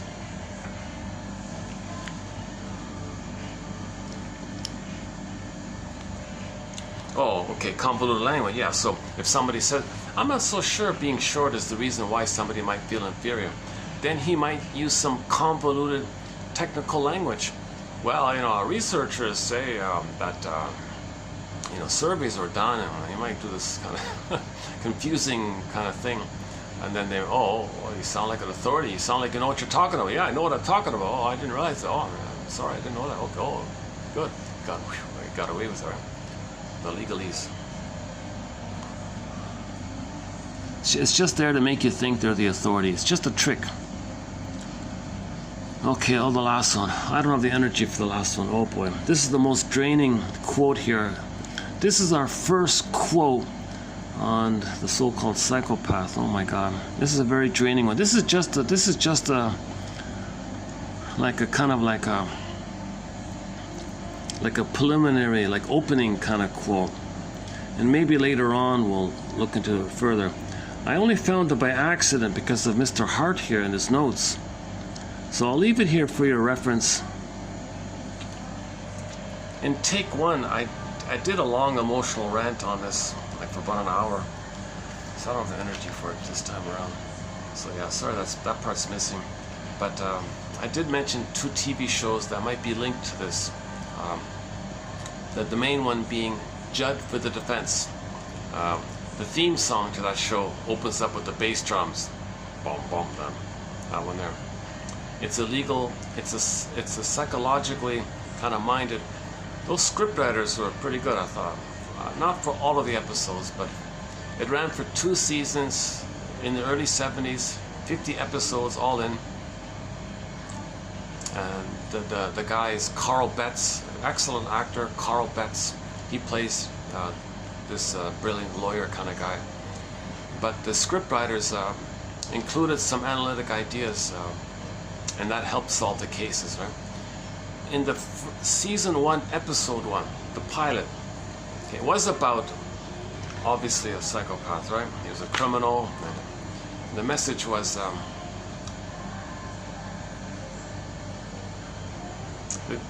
the message was he wants to show up to his mother. Okay, what a criminal she was, what an incompetent failure she was. Okay, what a crime she committed. So he wants to show her up. So he transfers the mother, and he's adamant, like he's so in this area. So he transfers the mother on to all authority figures in society, culture, society, schools, and police system, and court system, and schools, professors, and deans, and everything in the authority area. He committed a crime for the sole purpose, and he had no feelings about it. His only excitement, it's kind of sad, right? And he was going to get away with it, right? With this double indemnity thing or something. So he outwitted everybody to say, look how dumb you all are. Oh, my mother was so dumb. My mother was so incompetent and useless. Look at all you authority, you're so incompetent and useless. So that's a bit of the psychological motivation for his behavior, that he had this extreme revenge fantasy on his mother by transferring that onto all authority. So yeah, okay. The general instability of psychopaths results in treating their therapy as a joke. So obviously they don't feel, right? So it's just a lark. It's just for fun to show up to Shrink that he's no good, or just to play with him, or just to prove he can outwit him or something. So yeah, one Shrink here said, you know, Mr. Psychopath, it would be very easy for you to put something over me. It would be very easy for you to fool me. I know that. Yeah, she said, it's so easy. I know it's going to be very easy for you to fool me, to deceive me, to pull the wool over my eyes, and to pull something over. I know it's so easy. I know that. So that's going to be your choice. So that's your choice to do that. So that was just to make him aware that he chose that, or something like that. The moment any kind of feeling comes up, they're gone. They can't do it. They can't free associate. They can't speak the truth, because then they would give up their only attachment, which is to show up the world. Lest he be deprived of his right to be antagonistic to his hostile society. Generally, attempts to analyze psychopaths fail because they break away before any kind of trust can be developed. So no way he's going to trust. You can't do therapy if you don't trust anyone. You can't say the truth. You got to trust someone that it's safe to tell the truth, so he won't do that. Psychopath plays at being treated. So he might pretend that he's in therapy as a game or something. That's a defense against trust, playing the game.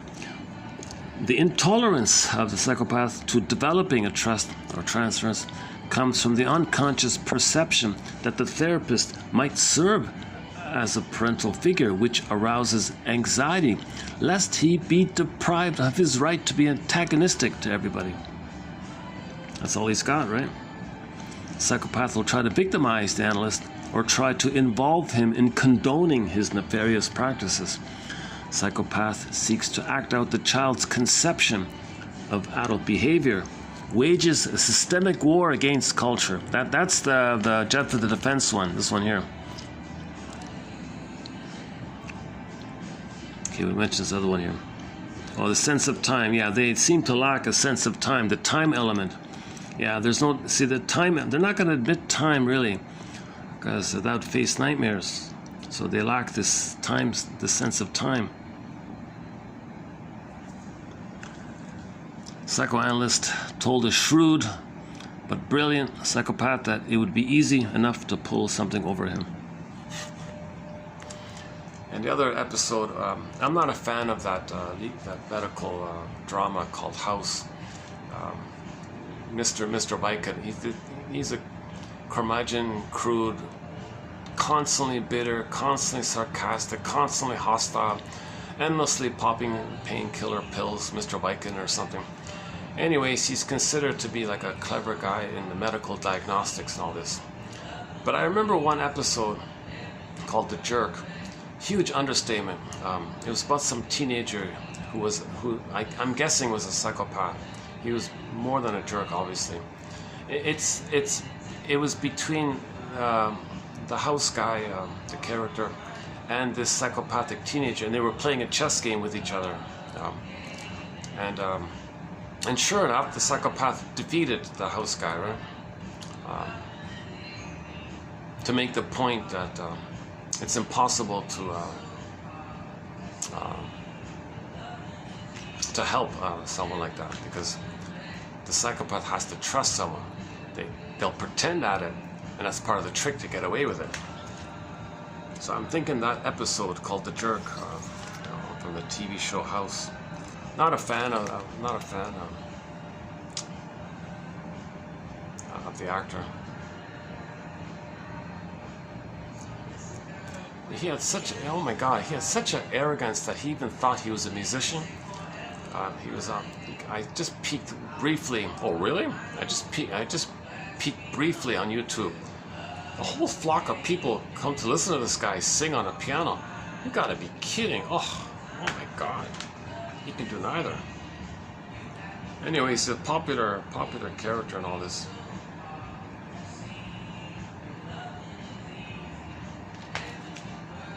But it seems to be a vehicle to peddle the pills, I think. It was some kind of pill. It was just one long pill drug commercial, I thought.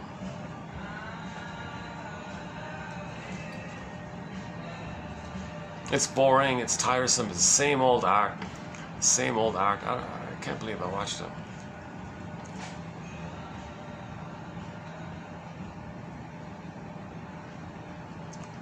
And he needed like dumbish kind of people around him to always make himself feel inflated. So that was sort of the routine like that. And one time there was a clever person who wanted to join the department. He refused them. No, you're too. No, I can't. I don't get the thrill of shaming people. If you're kind of smart. So he was like the house guy was like a psychopath in a way, right? And the girl, and he liked some girl, right? And the girl didn't like him, so he drives his car through her window or something, in the house or something. It's just infant. It's just a real, like the one time he wanted to trust someone, I guess, the one she rebuffed him. I'm sorry, I'm not interested. He drove his car through her window. Jesus Christ! Yeah. So that showed the real infantile side of it all, and the pain he's in. And and the pain he is in. The excuse for the show is he knows how to diagnose people's diseases and all this. Oh, you've got this rare disease, and you take this pill, off you go.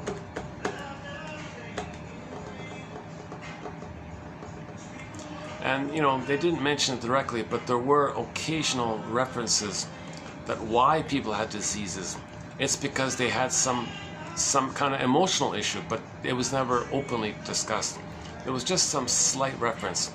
So the person had like an anniversary reaction, that on that day 30 years ago their mother died and this came up. So like an anniversary reaction, or that's the day they got divorced, or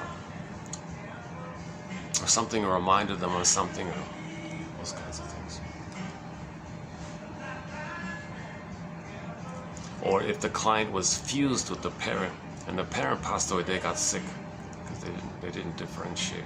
The stress of losing the parent led to the sickness. But they would never they would never once ever talk about any kind of psychological contribution. But they did make a little side brief comments like that. That's what made me watch it, actually, mainly. Anyways, I would watch Judd for the Defense, the pilot episode, season 1, episode 1. It concludes with the idea that he's trying to show everybody up. He has a war against culture, a war against authority, a war against society, and a war against his mother.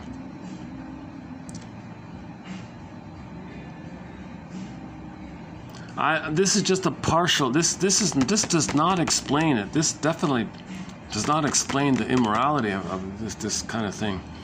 The whole emptiness of it. I don't. This is a real question mark for me.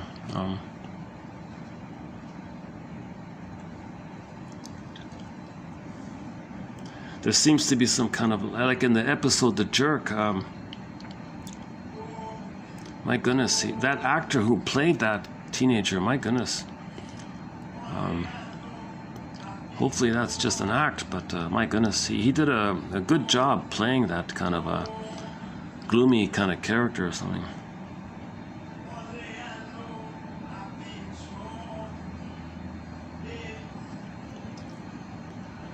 Anyways, okay, let's leave it. Yeah, it's out of my zone. I'm not a medical doctor. I'm not a biologist.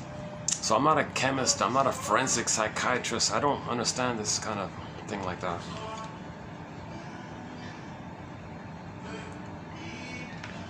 Oh, but there was a documentary called The Corporation as a Psychopath, right? Now the individuals who buy shares in it or whatever, you don't see them like that. But each person has a little hostility, little revenge fantasies, right? Like a little bit like that. You add it all up, bundle it up, give it to this invisible entity called the corporation, and the corporation as a psychopath acts out the proxy for all the members. That's the idea. That was the theory about that, right? So you want to heal things. Start with the man. Michael Jackson. Start with the man in the mirror. Heal the people. Oh, and then you're interesting. The corporation has immunity usually, right? Well, the mother had immunity, and then they say, well, has a responsibility to make a profit. Well, the mother had a responsibility, and she felt entitled to get some benefit from exploiting her child, so that she can feel comforted and less stress or something. So you, inside out, the reflection is the criminality of the company, whatever, and the responsibility to do it, the entitlement and the immunity of it all. That's a reflection. Okay, that's what happened in the nursery with the mother. The mother was like that. The mother was like a criminal psychopath in a spiritual error towards the baby. So people identify with the aggressor, but they can't display it. So you got a bunch of people. Well, let's create an invisible entity, and this invisible thing will display it, and no one is responsible because it's just some visible thing. That's how they get away with it. Because the mother got away with it. Okay, as above, so below. The outer is a reflection of the inner state, the inner condition. we doing here? Let's see. 6:26, eh?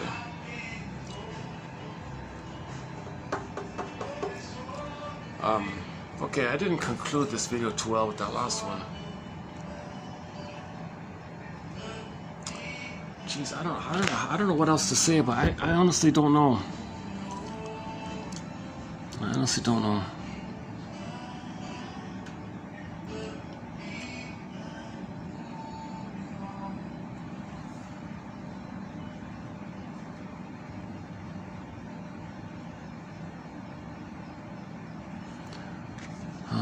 Okay, well, anyways, the psychopath will be very intuitive. They'll be very, very intuitive to trans logic, to fool, to deceive, like that character, the jerk in the TV show House season, I forgot which season.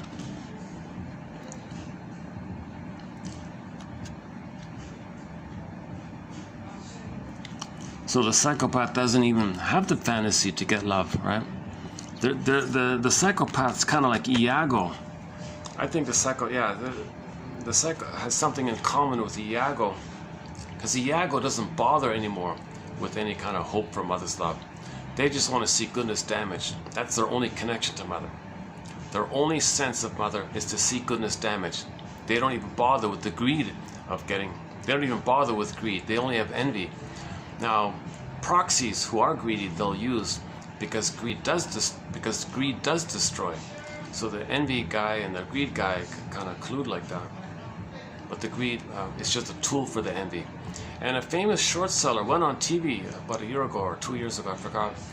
He said, you know, that people are confused about why the planet's being plundered for a quick buck.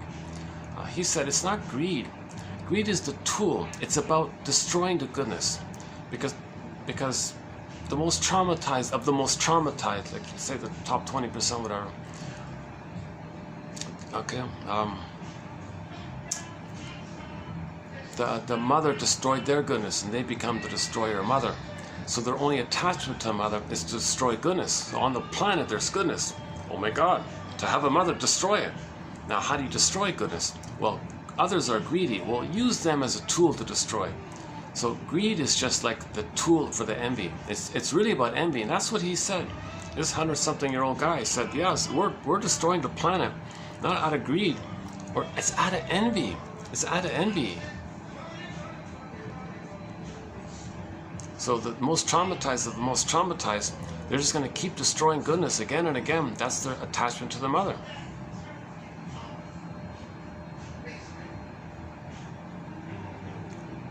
They have a hard time forgiving the mother to mourn and have an abreaction, have a weeping, because they think, I don't know, this mother was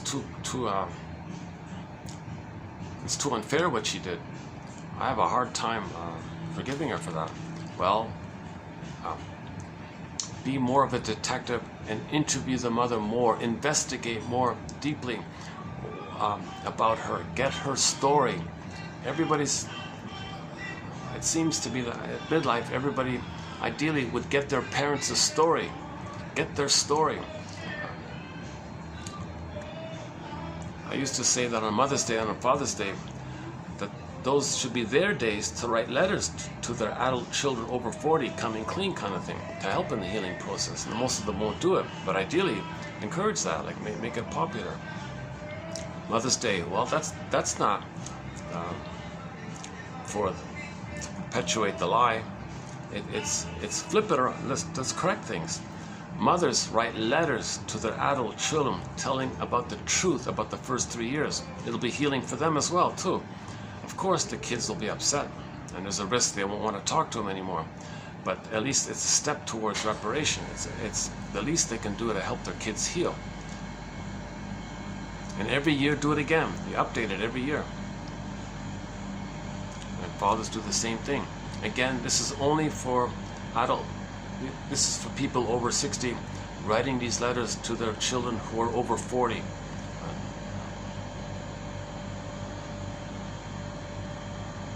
So Mother's Day and Father's Day, those are their days to write these letters to their adult children. We already celebrate our parents on their birthdays. We don't need another one like that. It just promotes the denial of the pain. It's just a gaslighting thing.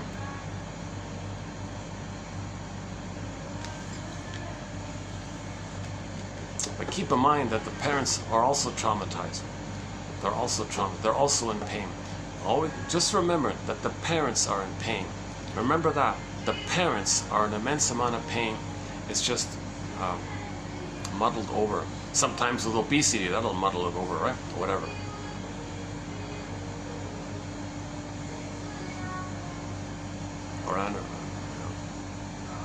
Or manic behavior, just keep busy. And negative philosophies do it as well. Blowing off steam does it as well. Tranquilizing cigarettes does it as well.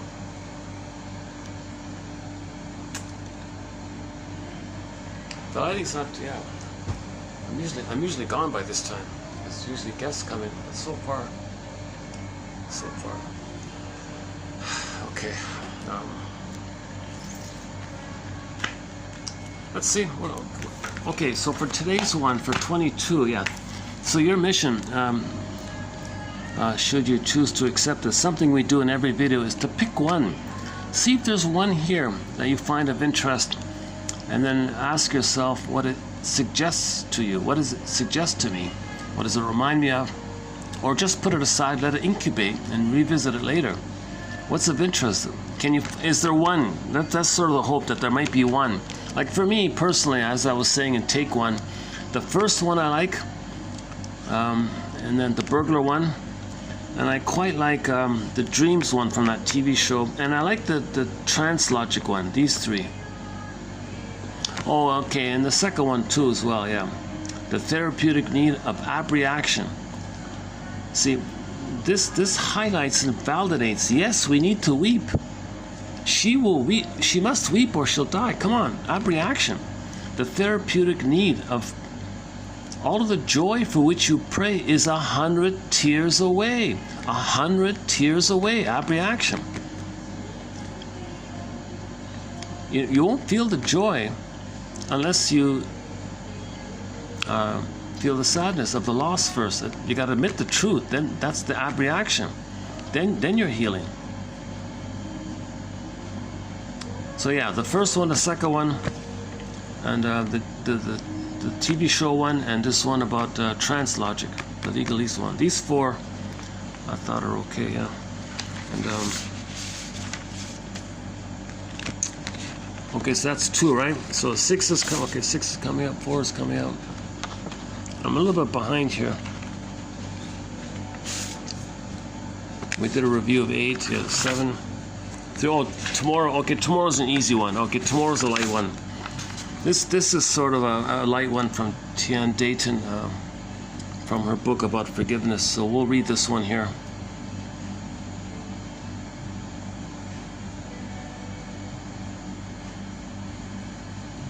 Okay, so next one is 83. So we'll do that.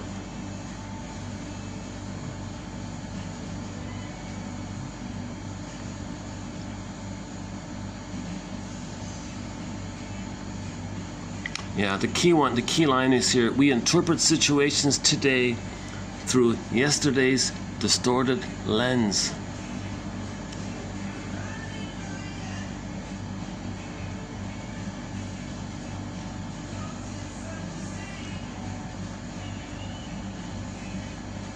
Okay, so it's about grief and forgiveness tomorrow. So we'll do these ones. 83. 85's coming up. Yeah, okay. What's this one again? Oh, La Planche. Oh, Robert Bly. Yeah, that's a funny one. In part 1, I made reference to this Robert Bly one about owning your projections. So just basically, it's just a simple little exercise. Whatever you're saying about someone else, okay, fill in the blank, positive or not so positive. Approach that person and say, hey there, I want that back. Like what you're saying about them, you gave it to them, give it to me back, please. They'll be confused. What are you talking about?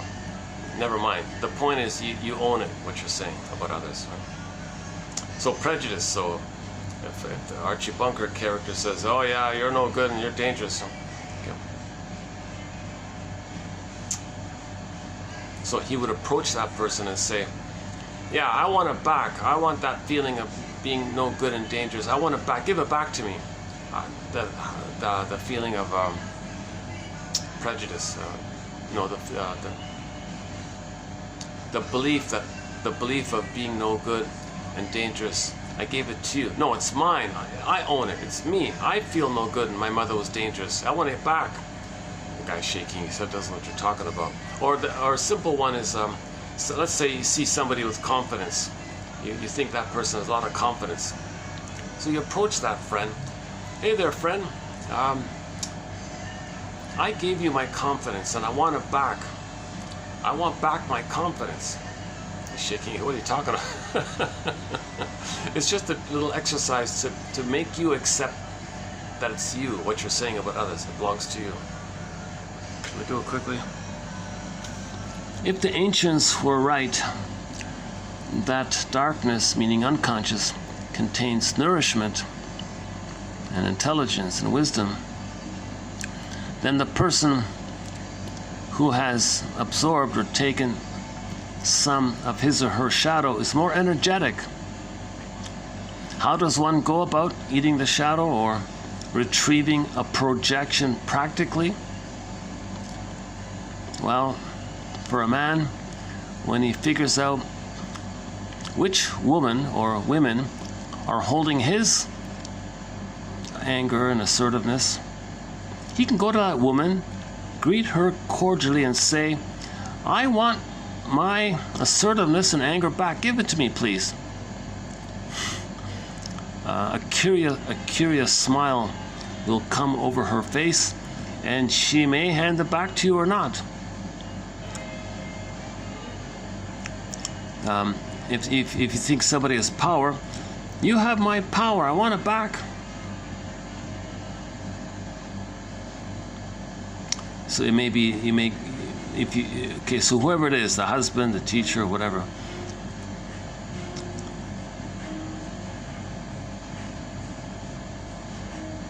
Or just use language consciously.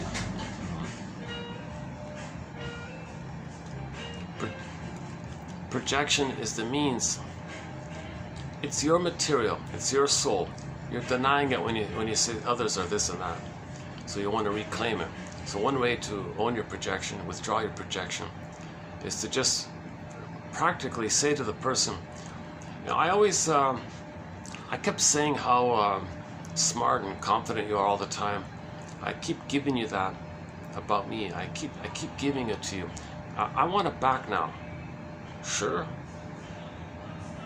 Another quote was, as a safety deposit box, as a psychic, I used you as a psychic safety deposit box because I was afraid to own my confidence and beauty and creativity. I was afraid to have it, so I put it into you in a safety deposit box. Can I have it back now, please? Absolutely. Thank you. It's just a little exercise to make you yourself accept that what you're saying about others, either golden projection or negative projection, either way, that it belongs to you. Then you're more connected to yourself, you're more whole. The more you accept yourself, the more whole you are, healing and wholeness. Things line up like that and your symptoms go away eventually.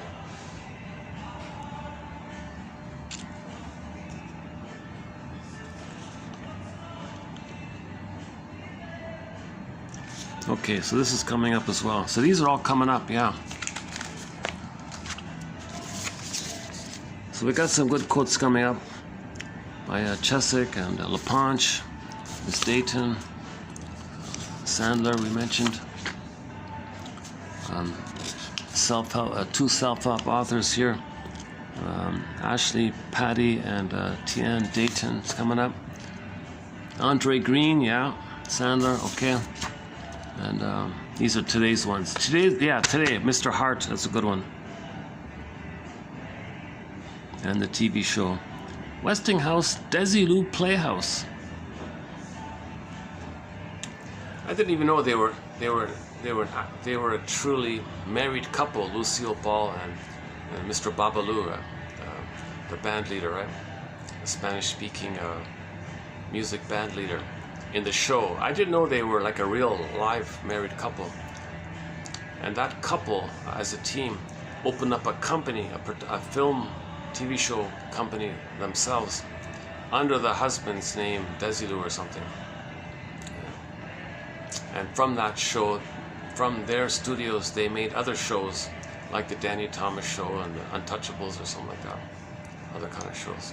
And this one, currently talking about Westinghouse, Desilu Playhouse. It ran for 2 seasons. Luckily, that episode, the time element, is available on YouTube. And again, that was meant to be the pilot for the Twilight Zone, right? So it was saved. He saved it. Good job. Yeah, he saved it. Because he saved it, that Twilight series got a boost or something. Oh wow. Well, this is the first time I've been here at night. It's so quiet like this. It must have been the rain. Listen to the falling rain. Listen to it fall. Let it rain all night long. Let my love for you grow strong. As long as we're together, who cares about the weather? Sings Jose Feliciano. Covered also, and Anne Murray covers it. And so first the rain, then the rainbow, right? So first the tears, then the joy. You can't use that rainbow anymore. Yeah, Jesus. It's been co-opted. Well, the context should make it clear, right? First the rain, then the rainbow, right? The context should make it clear. But it's funny, right? There's been so much propaganda in that area. It's kind of... Let's just stick with Vonda Shepard. All of the joy for which you pray is 100 tears away.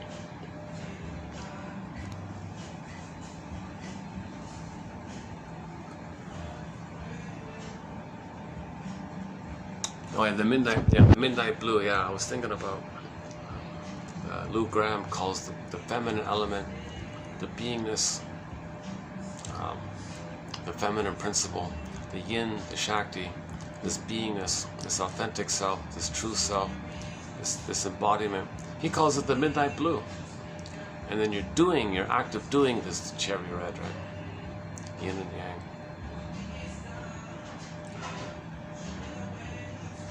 In part one, I talked about the Chinese character for 2024, Hui, H-U-I, Hui. I'm gonna guess you pronounce it by putting the words who and then way, like who knows the way, right? So put the who and the way, blend it together, Hui, spelled H-U-I. So the character has 2 parts, is made up of 2 characters. The top character means advantage or benefit, and the character underneath it means heart and love. So you put it together as a unit together. It means mutual benefit and benevolence, and everybody's better off because love is there. So that's the beingness, and the doingness is beneficial because the love is there. So when the heart is there, when the love is there, everyone benefits like that, mutual benefit. That's a very good symbol, I thought. Yeah, I didn't know that the Chinese that there is this thing called the Chinese character of the year. I've been doing the Merriam-Webster's word of the year. So 22 was gaslighting, 23 was authentic, and then so I don't know what 24 is yet. I think in China they go by the lunar calendar, so it's near the end of the lunar year. So basically for 2024, let's say, the Chinese character for 2024, it's a great, excellent choice. Oh my God, I love the character. It's a great character. It's quite a, it's a powerful, helpful, encouraging symbol. The first part means advantage, like benefit, and there's a heart underneath. So I looked it up. It said benevolence, and the other translation said mutual benefit. Mutual benefit. reciprocity, benevolence, mutual benefit, heart advantage. So there's always an advantage when the heart is there. When the heart is there, we all benefit by the heart being there. So it's I was saying in part one, that's like the beingness. When you have your feelings and your beingness, okay, your yin, the feminine element, the midnight blue, then your doing is beneficial, advantageous, like that character. That character, that Hui character, kind of resembles the yin yang symbol in a bit, right? Like you got the two parts, right? So the love part, that's the feminine element, that's the black part of the Tai Chi symbol. And the active, brighter part, like the sun, the day, like that, that's the advantage. So that's the feminine principle and the masculine principle, the yin and the yang. Okay, the midnight blue, the cherry red. Or, in that Hui character, okay, heart love, advantage, result. The beingness is love, the positive benefit, like that. Hui, very nice character. That's excellent, yeah.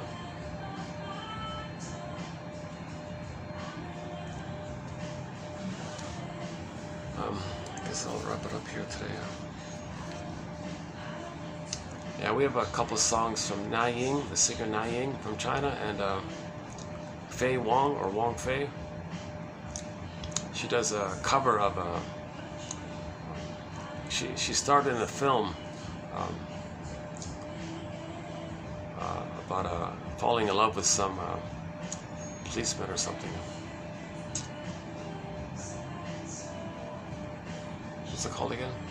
Oh, Chongqing Express, is that right? Chongqing Express, is that right?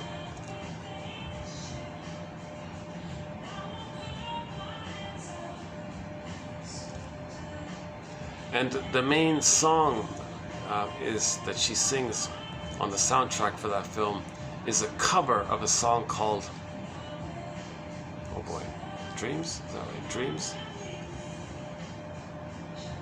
Did I get that right? Dreams?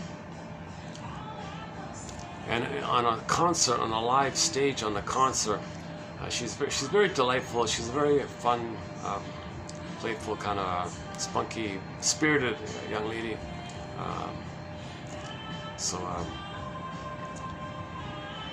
Yeah, she's cute, pretty, you know. She's yeah, we haven't heard, I think I don't know if she's still putting out records or not. That was a while ago, right? I mentioned Ziana Zain from Malaysia. We got a lot of songs from her on our soundtrack. Deborah Mkaya from Turkey, a couple there. Alton Gun, one. The Turkish Groove CD, 4 on there. The band Delirium, we got 4 on there. Pavlov's Dog, great music, Pavlov's Dog. Julia, Late November episode, theme from Subway Sue. Theme from Subway Sue was the first song that got on the radio for them. That was their first hit, theme from Subway Sue. Then it was Julia, episode, and Late November, I think.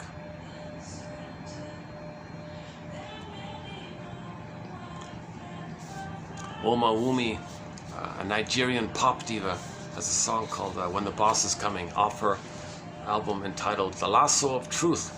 So these quotes, I think we may think of them as a lasso of truth. These quotes will help bring up the truth in ourselves and understanding our parents, to bring up the truth in our parents. If we're going to heal, you got to get the truth about the parents. You can't heal if you don't do that. You're in denial. It won't work. You understand yourself because of the relationship that took place between the person and the mother, and the family, and all that, right? If you deny all that, you don't really know the truth about yourself. One book is entitled "Forgive Your Parents, Heal Yourself." Understand your parents, see them as people. Heal yourself. Get their story. Heal yourself. Yeah, we can modify that line. Huh? Get your parents' story. True story. Heal yourself. See the two sides, that they're people, that they're wounded, that they were impaired. Today's topic, today's one, impaired parenting. Okay, I guess I'll just wrap it up here. I wish I could play Deli Rizdik, a singer from Brazil, does a cover of Carry On, Wayward Son, and that song ends up with, and now you no longer feel empty. Your life is waiting for you. Oh, we talked about the Freebird song, yeah. And this bird will never change. Okay, that's a cop-out. That's a handy excuse, rationalization for anybody to use if they don't want to heal, they don't want to grow up, not wanting to grow up. Okay, and the rationalizations you give yourself for it, those are all defenses against the pain of the trauma. But if you admit time, if you admit the time element, if you admit the time element, okay, that's gonna be healing. The more you can admit the time element, okay, the more feelings will come up to you.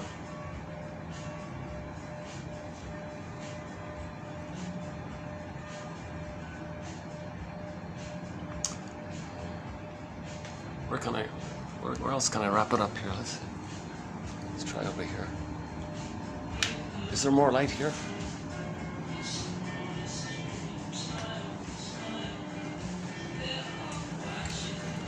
How's the lighting? Same thing? Well, the lighting's a little better here.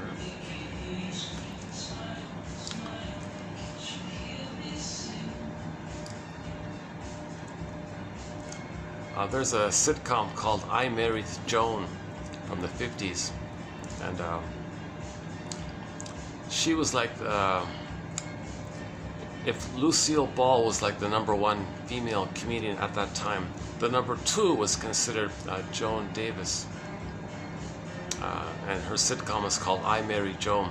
There's an episode, one of her episodes stars the husband, Jim Backus. Played like he played her husband, and he played the role. That's the only time I can tolerate that guy, that Jim Backus. Actually, I want to watch the Jim Backus show. There's like 2 or 3 episodes. They're very interesting about the news thing, the propaganda thing. But it's not available. It's a real pity, because it looked like a really smart, good show. I thought that was really good. Anyways, back to I Married Joan. In one episode, it's mainly about the husband, the judge guy. So Joan's husband plays like a local judge or something in a town or something, and he got a strange case of some wealthy person passing away and leaving all of his wealth and money in his will to his pet monkey. What does he do with it? What does he do here with this? Meanwhile, Joan is taking care of the monkey in their home like that. So she's babysitting the monkey. So some funny antics there.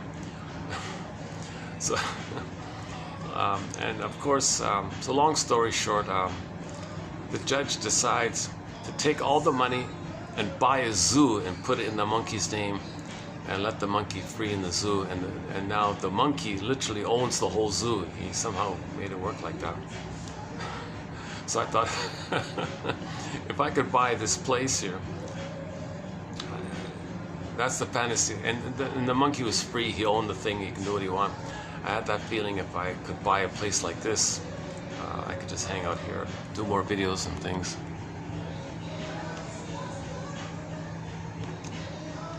Oh, there's that annoying Bee Gees song again. Oh, Jesus Christ.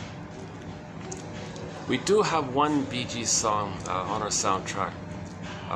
A song called Heartbreaker, made popular by Dionne Warwick. But what we have on our soundtrack is a cover of it, not the actual Bee Gees. Katja Epstein from Germany does a German cover of that song called Fluschwieger. So in German, Fluschwieger means heartbreaker. So in the present, if you think somebody is a Fluschwieger, a heartbreaker, you chose that person to know that your mother was the heartbreaker. She broke your heart. So you chose that person to feel what you're feeling now, to know what you couldn't have felt back then.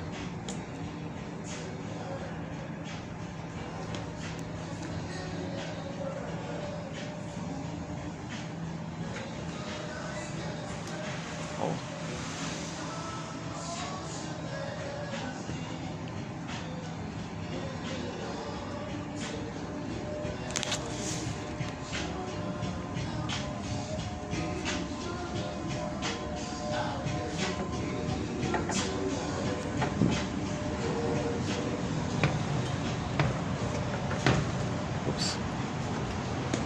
Wow, my first time here at night. Look at that. All right.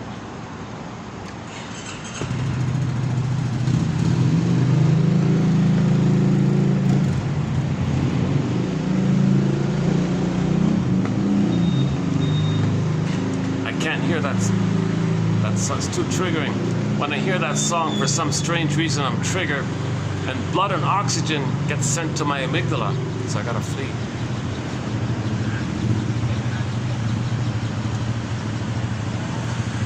Okay, yeah, let's wrap it up here. So thanks very much for the love of narrative medicine, for the love of strange medicine. I'll see you in the next video. Thanks very much.